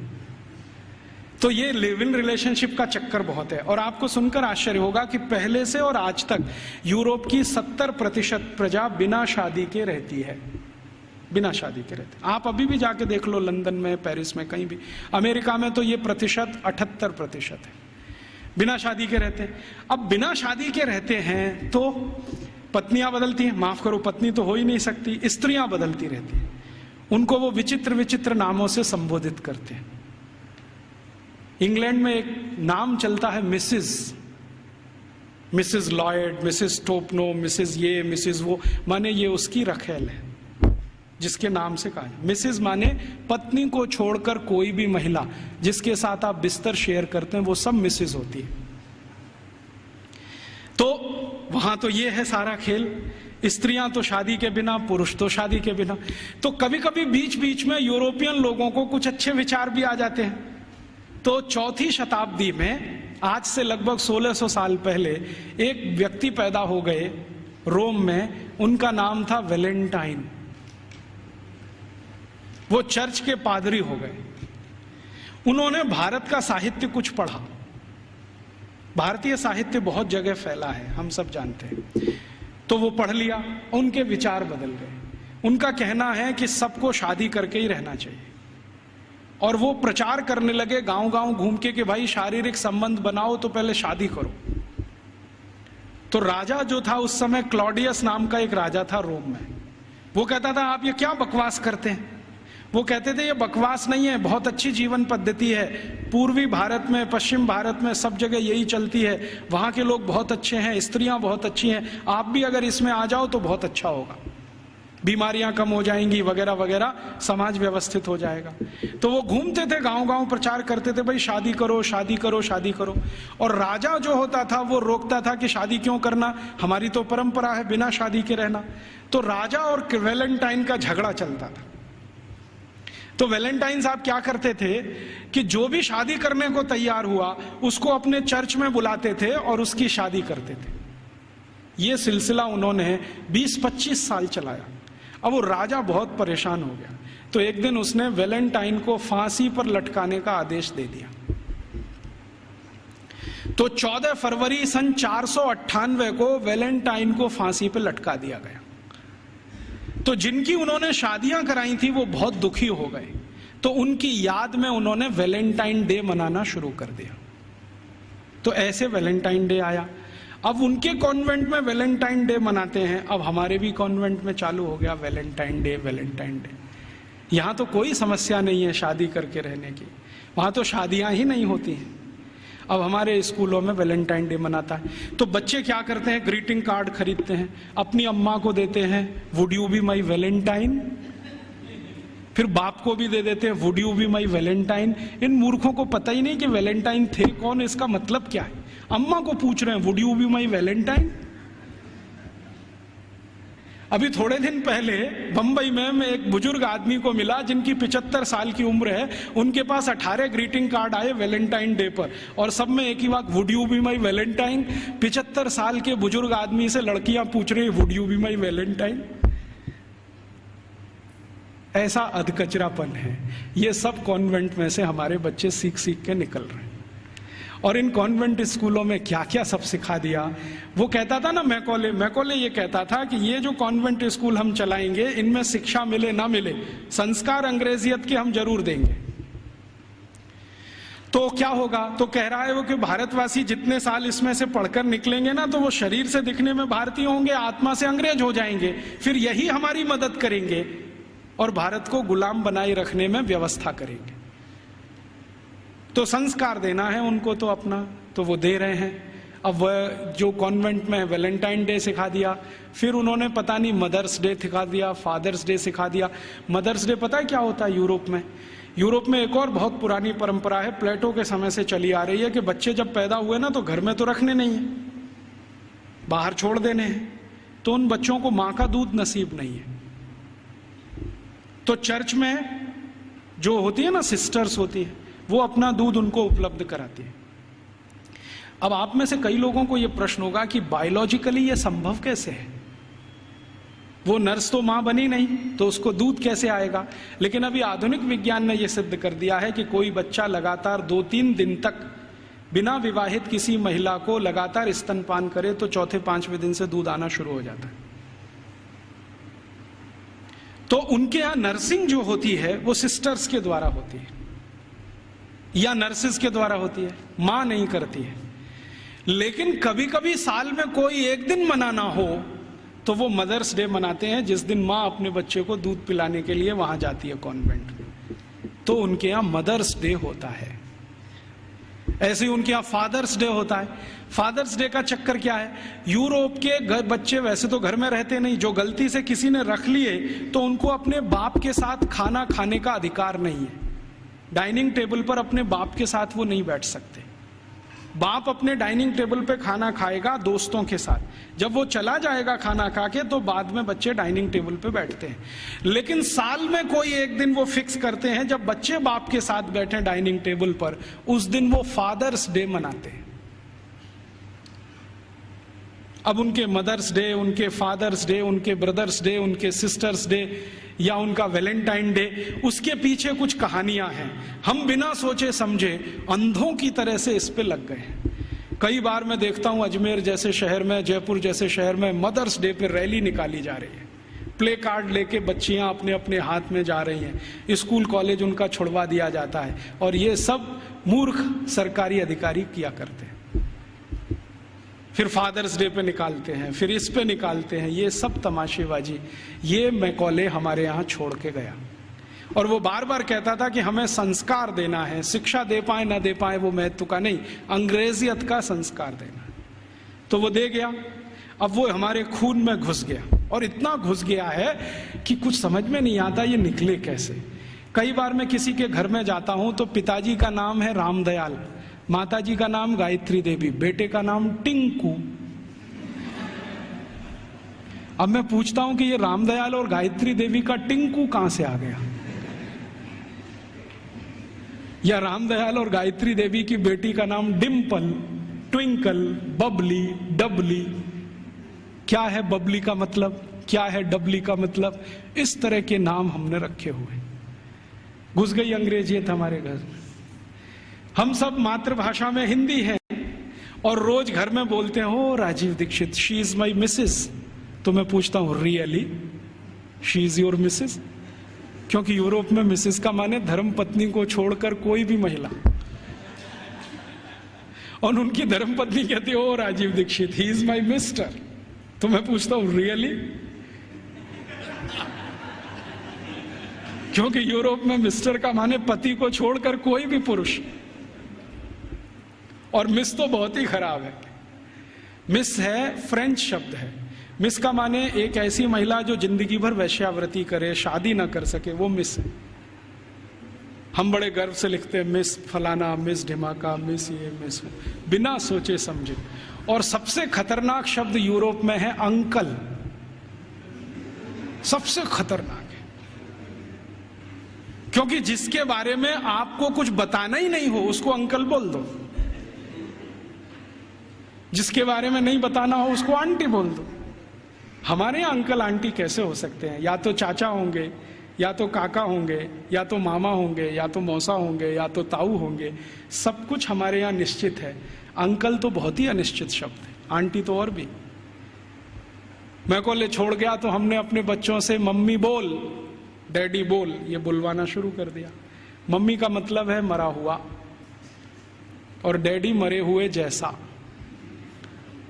और बड़े शौक से बुलवाते मम्मी बोल, डैडी बोल।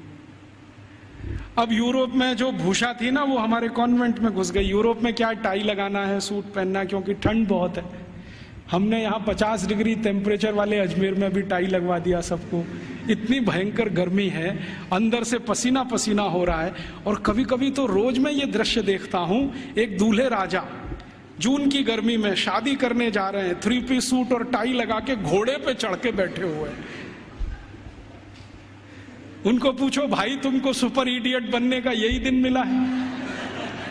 कहता है, राजीव भाई एक दिन तो कर लेने दो, तो तुमको यही दिन मिला है अपनी शादी का? ऐसे हमारी भाषा बदल दिया, भूषा बदल गया, भोजन बदल गया। कॉन्वेंट स्कूलों से बच्चे सीख रहे हैं पिज्जा खाओ, बर्गर खाओ, हॉट डॉग खाओ, कोल्ड डॉग खाओ, चाउमीन खाओ, नूडल्स खाओ। तो उनका भोजन, उनकी भाषा, उनकी भूषा, उनका भजन, रॉक म्यूजिक, पॉप म्यूजिक, सब कुछ घुस गया। अब ये कर दिया सब बंटा था। अब ना तो हम भारतीय रह पाए, ना अंग्रेज बन पाए। अगर कोई सभ्यता खिचड़ी बन जाए, उसका भविष्य बहुत खराब होता है। मुझे कई बार ऐसा लगता है कि या तो हम भारतवासी पूरी ताकत लगा के अपने को अंग्रेज बना लें, नहीं तो पूरी ईमानदारी से भारतीय हो जाएं। ये अधकचरे ना रहे बीच में, क्योंकि इस अधकचरेपन ने हमारी जनरेशन्स को, पीढ़ियों को खत्म कर दिया। तो इस अंग्रेजियत के शिक्षा तंत्र ने जो यूरोप से आया, क्या किया है आज हमारे देश में। एक दो और उदाहरण देता हूं। कॉन्वेंट स्कूलों में किताबें पढ़ाई जाती हैं जिनमें बिल्कुल स्पष्ट बच्चों को सुनाया जा रहा है, पढ़ाया जा रहा है कि भगत सिंह तो आतंकवादी, ऊधम सिंह तो आतंकवादी, चंद्रशेखर तो आतंकवादी, और महाराजा रणजीत सिंह तो लुटेरे। आप जानते हैं सिख समाज के बहुत प्रतिष्ठित धर्मगुरु महाराजा रणजीत सिंह, जिन्होंने न सिर्फ अंग्रेजों से लोहा लिया बल्कि मुसलमानों से भी इस देश को बचाया, उनको लुटेरा। हमारे भारत में एक जाति है जिसको जाट कहते हैं। जाटों के बारे में अंग्रेज ये कहा करते थे कि इनकी ताकत बहुत है, इसलिए उन्होंने जाट रेजिमेंट बनाया। आपको मालूम है जाट रेजिमेंट?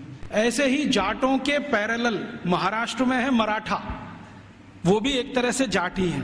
तो मराठा रेजिमेंट बनाया, जाट रेजिमेंट बनाया, क्योंकि इनमें ताकत बहुत है। इनका जो डीएनए है ना, बहुत स्पेशल किस्म का है। लड़ना, लड़ाना, मारना, मरना, उनको इसमें मजा आता है। कभी भी अपनी जान की परवाह नहीं करेंगे, हाँ किसी के लिए भी जान दे देंगे, ऐसे लोग। तो जाटों को अंग्रेजों ने लिख मारा और कॉन्वेंट स्कूलों में पढ़ाया जा रहा है अंग्रेजों के जर खरीद गुलाम।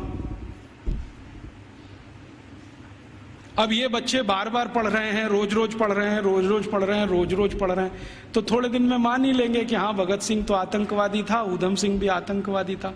क्योंकि एक झूठ को आप बार बार कहो, बार बार कहो, बार बार कहो, तो 10-20 साल में सत्य तो हो ही जाएगा। एक कॉन्वेंट स्कूल की हिस्ट्री की किताब में मैं पढ़ के आया, और वो किताब मैंने संभाल के रखी हुई है। झांसी की रानी लक्ष्मीबाई ने भारत की आजादी के लिए कुछ नहीं किया, और उसका जीवन चरित्र लिखा गया है कि वो एक अंग्रेज अधिकारी जॉन लेक के प्रेम और मोहब्बत में ही फंसी रही जिंदगी भर। झांसी की रानी लक्ष्मीबाई के बारे में ऐसी सब चीजें पढ़ाई जा रही हैं। और धीरे धीरे हुआ क्या है, इन कॉन्वेंट स्कूलों के बनाए हुए सिलेबस को भारत सरकार ने सारे देश का सिलेबस बना दिया है, पूरे देश का। अब संसद में भले ही कितना हंगामा हो, लेकिन सरकार कहती है जी सत्य तो यही है, क्योंकि अंग्रेजों ने लिखा है। और हमारे प्रधानमंत्री भी कहते हैं सच्चे सत्यवादी तो अंग्रेज ही थे जो हमको ये सब सिखा के गए। ये स्थिति हमारे देश की है। तो ऐसी गंभीर स्थिति में हम सबको सोचना है, आज शिक्षक दिवस है, तो हम सब सोचें कि इस शिक्षा का क्या करें जो यूरोप से आई है और हमारे देश में जड़ जमा के बैठ गई है। मुझे बहुत कष्ट होता है आपको ये बताते हुए कि भारत में जो कॉन्वेंट स्कूल चल रहे हैं, आप जानते हैं इनके पास सबसे ज्यादा भूमि है भारत देश की। मैंने संसद में एक प्रश्न करवाया था, आप यहां बैठे हैं, मेरे एक दोस्त हैं अखिलेश कुमार करके गोरखपुर से, और नहीं सॉरी उसके पास के क्षेत्र से सांसद हैं। मैंने कहा जरा ये पूछ तो लो कि भारत में सरकार के बाद किसके पास सबसे ज्यादा जमीन है। तो उत्तर आया कि सरकार के बाद सबसे ज्यादा जमीन चर्च और उनके कॉन्वेंट स्कूलों के पास ही है। रेलवे से भी ज्यादा जमीन इनके पास है। और हजारों हेक्टेयर जमीन 1-1 रुपए के लीज पर दी गई है। हजारों हेक्टेयर, 1 रुपए का लीज, 2 रुपए का लीज, माने साल में वो 1 ही रुपया देते हैं। हजारों एकड़ जमीन भारत की इस्तेमाल कर रहे हैं और उनकी मिल्कियत है।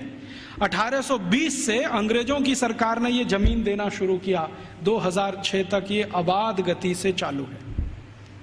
हमारी ही जमीन है, हमारा ही पानी है, हमारे ही संसाधन है। पहले मैं क्या सोचता था कि इन कॉन्वेंट स्कूलों में डोनेशन बहुत देती होगी सरकार, लेकिन संसद में एक जब सवाल करवाया तो पता चला कि सरकार का डोनेशन तो 10% ही है, बाकी समाज का डोनेशन। अकेले मैं मुंबई का आंकड़ा आपको दे रहा हूं। बंबई में जितने कॉन्वेंट स्कूल चलते हैं उसमें 92% हिंदू समाज के लड़के लड़कियां पढ़ते, 92%। 2.5% क्रिश्चियन समाज के हैं और बकाया में मुसलमान हैं। ये है स्थिति। तो 92% विद्यार्थी हिंदू समाज के जो पढ़ते हैं बंबई में कॉन्वेंट स्कूलों में, वो सब विद्यार्थी के माँ बाप 1 साल की फीस के रूप में 18,000 करोड़ रुपए देते हैं। आप सोचते हैं ये रकम कितनी बड़ी है? राजस्थान सरकार के बजट का लगभग आधा बंबई, सिर्फ बंबई के कॉन्वेंट, फिर कलकत्ता के कॉन्वेंट, मद्रास के कॉन्वेंट, हैदराबाद के कॉन्वेंट, दिल्ली के, इन सबको मैंने जोड़ना शुरू किया। फिर B क्लास सिटीज के कॉन्वेंट जैसे अजमेर है, जयपुर है, ऐसे शहर, फिर C क्लास। कुल कॉन्वेंट स्कूलों में साल का भारतीय समाज के द्वारा 1 लाख करोड़ रुपए से ज्यादा का डोनेशन और फीस दी जा रही है। हमसे पैसा ले रहे हैं और हमारे ही बच्चों का दिमाग घुमा रहे हैं, और ऐसे ऐसे दिमाग घुमाए जाते हैं। एक कॉन्वेंट स्कूल के खिलाफ मैंने मुकदमा दाखिल किया हुआ है गुजरात हाई कोर्ट में। मामला क्या था, छोटे छोटे बच्चे वहां पढ़ने को आते हैं, तो उन बच्चों को लेने के लिए बस जाती है, तो ड्राइवर को कहा जाता है कि जानबूझ के बस बंद कर देना। तो कभी भी वो ड्राइवर बस बंद कर देता है। फिर बच्चों को कहता है देखो बस खराब हो गई, तुम्हारे भगवान का नाम लो। तो बच्चे का नाम लेते हैं, हनुमान जी का, राम का, बस चालू नहीं होती। फिर वो कहता देखो तुम्हारे भगवान तो कमजोर हैं, ये तो चालू नहीं हो रही, अब ईसा मसीह का नाम लो। जैसे ही बच्चे ईसा मसीह का नाम लेते हैं वो तुरंत स्टार्ट कर देता है। तो 3-3 साल के बच्चों के दिमाग में आ जाता अरे ईसा मसीह तो बहुत ताकतवर है। फिर वो बच्चे आके अपने घर में मम्मी पापा को बोलते हैं अरे देखो हमारी बस खराब हो गई थी, हमने ईसा मसीह का नाम लिया, वो चालू हो गई। ये मैंने एक घर में एक बच्चे के मुंह से सुना, उस दिन मेरी आत्मा हिल गई। मैंने कहा ये हो क्या रहा है? आज मैं आपके यहाँ आने से पहले शाहपुरा एक छोटे से नगर में था, तो वहाँ पर राम सनेही संप्रदाय के एक बड़े संत हैं। उन्होंने तो कहा कि इतना ही नहीं होता, कॉन्वेंट स्कूल में आगे भी होता है। बच्चे जो छोटे छोटे होते हैं ना, जिनके मन भोले भाले हैं, उनको एक खेल खिलाया जाता है कि उनके राम और कृष्ण है ना, उनकी मूर्तियां बनाई जाती हैं मेटल्स की और बच्चों को दिया जाता है। फिर वो कहते हैं कि स्विमिंग पूल में इनको तैराओ, तो बच्चे उनको डाल देते हैं, वो सब डूब जाती है क्योंकि मेटल्स की। तो कहते हैं देखो तुम्हारे भगवान डूब गए। फिर उन्हीं छोटे छोटे बच्चों को काष्ठ की मूर्तियां दी जाती हैं, लकड़ी की, ईसा मसीह की, कहते हैं तैराओ, तो वो तैरने लगती है। तो बच्चों को कहते हैं देखो ईसा मसीह इतने ताकतवर हैं कि वो तैर सकते हैं, रामकृष्ण तो डूब गए, तो तुमको भी तो लोकमान्य तिलक की इस बात को फिर याद करें, दुश्मन हमसे ताकतवर है, बहिष्कार करो और असहयोग करो। बाद में गांधी जी ने उसको और तेज से कहा। हम इन कॉन्वेंट स्कूलों को और इस एजुकेशन को हटाना चाहते हैं यूरोपियन, तो इसके लिए असहयोग करो और बहिष्कार करो। मतलब मैंने आपसे कहा कि 92% विद्यार्थी हमारे हैं जो वहां पढ़ने जा रहे हैं, इनको रोको। और हम इसको अपने घर से शुरू करें कि हम हमारे घर के किसी बच्चे को कॉन्वेंट में नहीं पढ़ाएंगे, क्योंकि हम उसको बास्टर्ड नहीं बनाएंगे। वो इंजीनियर बने ना बने, डॉक्टर बने ना बने, कम से कम बास्टर्ड तो ना बने। इतना अपमान तो ना करें हम अपने पिता का। तो हम नहीं भेजेंगे हमारे बच्चों को, तो फिर कहां भेजेंगे? जो हमारे स्कूल चलते हैं उनमें भेजेंगे। फिर आप कहेंगे उनमें सुख सुविधाएं कम है, बढ़ जाएंगी। जब धन का प्रवाह कॉन्वेंट स्कूलों से भारतीय स्कूलों की तरफ होगा तो सुविधाएं भी बढ़ जाएंगी। आप सोचो 18,000 करोड़ रुपया बंबई के कुछ कॉन्वेंट स्कूल को हर साल मिलता है, इतना ही रुपया आर्य समाज के गुरुकुलों को मिल जाए, या सनातन समाज के लोगों को मिल जाए, या किसी और संस्थाओं को मिल जाए जो भारतीयता आधारित गुरुकुल चलाते हैं, तो वो सुख सुविधाओं वाले हो जाएंगे। वो तो धन के प्रवाह को बदलने की जरूरत है। अभी धन का प्रवाह कॉन्वेंट स्कूलों की तरफ है, तो सुख सुविधाएं वहां ज्यादा हैं। हमारे स्कूल पानी से प्यासे हैं, बैठने को जमीन पे टाट पट्टी नहीं है, स्कूल में पढ़ाने के लिए ब्लैक बोर्ड नहीं है, सामान्य जरूरतों की चीजें जैसे संडास घर होना चाहिए वो भी नहीं है। तो ये इसलिए कि धन की कमी है, धन का प्रवाह उस तरफ है, इसको मोड़ दो। तो समाज में एक बहस चले इस पर कि ये कॉन्वेंट स्कूल आए कहाँ से हैं, उनके यहाँ शिक्षा की क्या स्थिति रही है, तो शायद इसमें से एक समझ बने और ये समझ हिंदुस्तान में अगले 2-3 वर्षों में कोई अभियान का स्वरूप ले और ये अभियान हिंदुस्तान के इस विष बीज को उखाड़ कर फेंक दे, ऐसी भावना मेरे मन में है। मैंने इसके लिए एक और प्रयास शुरू किया है। बहुत लोग जब कहते हैं कि राजीव भाई विकल्प दो, तो हमने खुद अपने इस आज़ादी बचाओ आंदोलन की तरफ से 6 गुरुकुल बनाना शुरू किया है और वो लगभग 1 साल में शुरू हो जाएंगे। उन सभी गुरुकुलों को वैसे ही पढ़वाना है जैसे कभी 200 साल पहले था। वही 18 विषय हमने चुने हैं जो 200 साल पहले पढ़ाए जाते हैं। और हमारे गुरुकुलों की ये मान्यता रही है कि शिक्षा और विद्या सबके लिए, किसी एक के लिए नहीं। पैसा है या नहीं ये महत्व का नहीं है, शिक्षा और विद्या हर एक के लिए। वो जाति का है, धर्म का है, इससे मतलब नहीं। हमारे गुरुकुलों में सभी तरह के विद्यार्थी। आप तो जानते हैं कि भारतीय शास्त्र कहते हैं कि शिक्षा, विद्या और न्याय और चिकित्सा सबको निशुल्क उपलब्ध होनी चाहिए, बिना किसी भेदभाव के। तो हमने सोचा है कि कम से कम शिक्षा और विद्या तो निशुल्क उपलब्ध कराएं। तो हमारे गुरुकुलों में हम फीस नहीं लेंगे, ये संकल्प से हम शुरू कर रहे हैं। फिर ये चलेंगे कैसे? इनको चलाने के लिए विद्यार्थियों को हर दिन 2 घंटे श्रम दान करना पड़ेगा। या तो 2 घंटे वो चरखा चलाएं, या तो 2 घंटे खेत में काम करें, या तो 2 घंटे वो साबुन बनाएं, मंजन बनाएं, वॉशिंग पाउडर बनाएं। उनको हम बिकवाएंगे और उसके लिए मार्केटिंग नेटवर्क खड़ा कर रहे हैं पूरे देश में, स्वानंद बाजार के नाम से। इनमें ये वस्तुएं बिकेंगी, उससे आमदनी होगी और गुरुकुल उससे चलेंगे, फीस किसी को नहीं देनी पड़ेगी। और हमारा ये मानना है कि जो विद्यार्थी 14 साल पढ़कर निकल गया, कम से कम हर एक के पास 2.5 से 3 लाख रुपए होगा, जो उसके अपने श्रम की कमाई होगी। उससे वो अपना कोई व्यवसाय शुरू कर सकेगा, 2,000 रुपए की नौकरी के लिए नहीं भागेगा। और इन सारे गुरुकुलों को हम ज्ञान आधारित बना रहे हैं, डिग्री आधारित नहीं। क्योंकि ज्ञान ऊंचा होता है, डिग्री ऊंची नहीं होती कभी भी। अंग्रेजों ने हमको उल्टा फंसा दिया, ज्ञान आधारित हिंदुस्तान को डिग्री में फंसा दिया। अब हम किसी की भी परीक्षा लेते हैं तो भाई तुम्हारे पास डिग्री क्या है? डिग्री कोई महत्व की नहीं होती। चरक ऋषि की क्या डिग्री थी, सुश्रुत ऋषि की क्या डिग्री थी, सांख्य दर्शन की जिन्होंने पूरे दुनिया को बता दिया उनकी क्या डिग्रियां थी, खगोल शास्त्र में इतने बड़े बड़े रिसर्च हो गए। आज दुनिया कहती है कि प्लूटो ग्रह नहीं है, हिंदुस्तानियों ने तो 14वीं शताब्दी में कह दिया था कि प्लूटो ग्रह नहीं, अब दुनिया मानती है कि प्लूटो ग्रह नहीं। सूर्य की दूरी पृथ्वी से कितनी है ये आज बोलते हैं, 9वीं शताब्दी में तो हिंदुस्तानियों को मालूम था कि सूर्य और पृथ्वी की दूरी कितनी है। तो ये जितनी महान बातें करने वाले लोग, इनके पास किसी के पास डिग्री नहीं थी, ज्ञान था। ज्ञान ऊंचा होता है, डिग्री नहीं होती। तो हम वही ज्ञान आधारित शिक्षा और विद्या लाना चाहते हैं। अभी शुरू में हम शायद माइनॉरिटी में होंगे, लेकिन हर माइनॉरिटी समय में मेजॉरिटी हो जाती है। कौन जाने कल को ये अभियान चल पड़ा तो बहुत बड़ा हो जाएगा। शुरुआत तो 1-2 से ही होती है, बड़ा होते होते तो बहुत बड़ा सागर बन जाता है। भगत सिंह तो अकेला था, फांसी पे गया, उसके साथ सुखदेव राजगुरु अकेले थे। सबसे पहले तो मंगल पांडे अकेला था, क्योंकि उसकी छावनी में कोई मदद करने को तैयार नहीं। फिर देखो कि हजारों लाखों मंगल पांडे हुए। तो आज हम शुरू कर रहे हैं, हो सकता है थोड़े दिन में ये हजारों लाखों हो जाए, लेकिन इसमें आप सबका प्रयास होगा तो होगा। अकेले हम करेंगे तो नहीं होगा। तो आप भी इसमें लगें, हम भी लगे हैं, और आप में से जो आर्य समाजी हैं उनके लिए तो ये बहुत आसान है। मैंने एक पाठ्यक्रम तैयार किया है, आर्य समाज के जितने गुरुकुल भारत में चलते हैं उनको हम वो दे सकते हैं।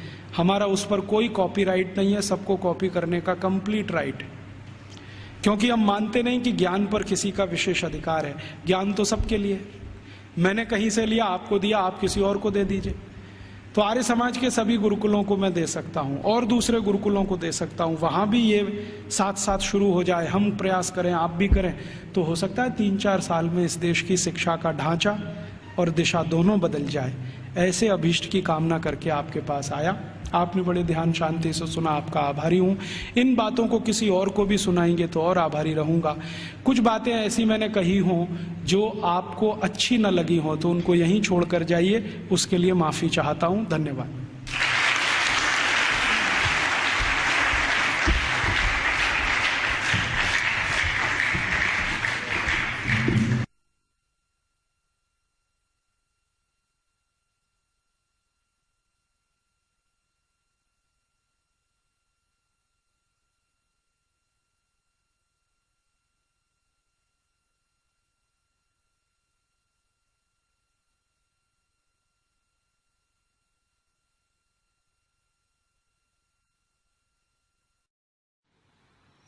दोस्तों, सबसे पहले तो चैनल सब्सक्राइब करें, फिर लाइक, कमेंट और शेयर करें। और हाँ, हमारा एंड्रॉयड ऐप डाउनलोड करना ना भूलें।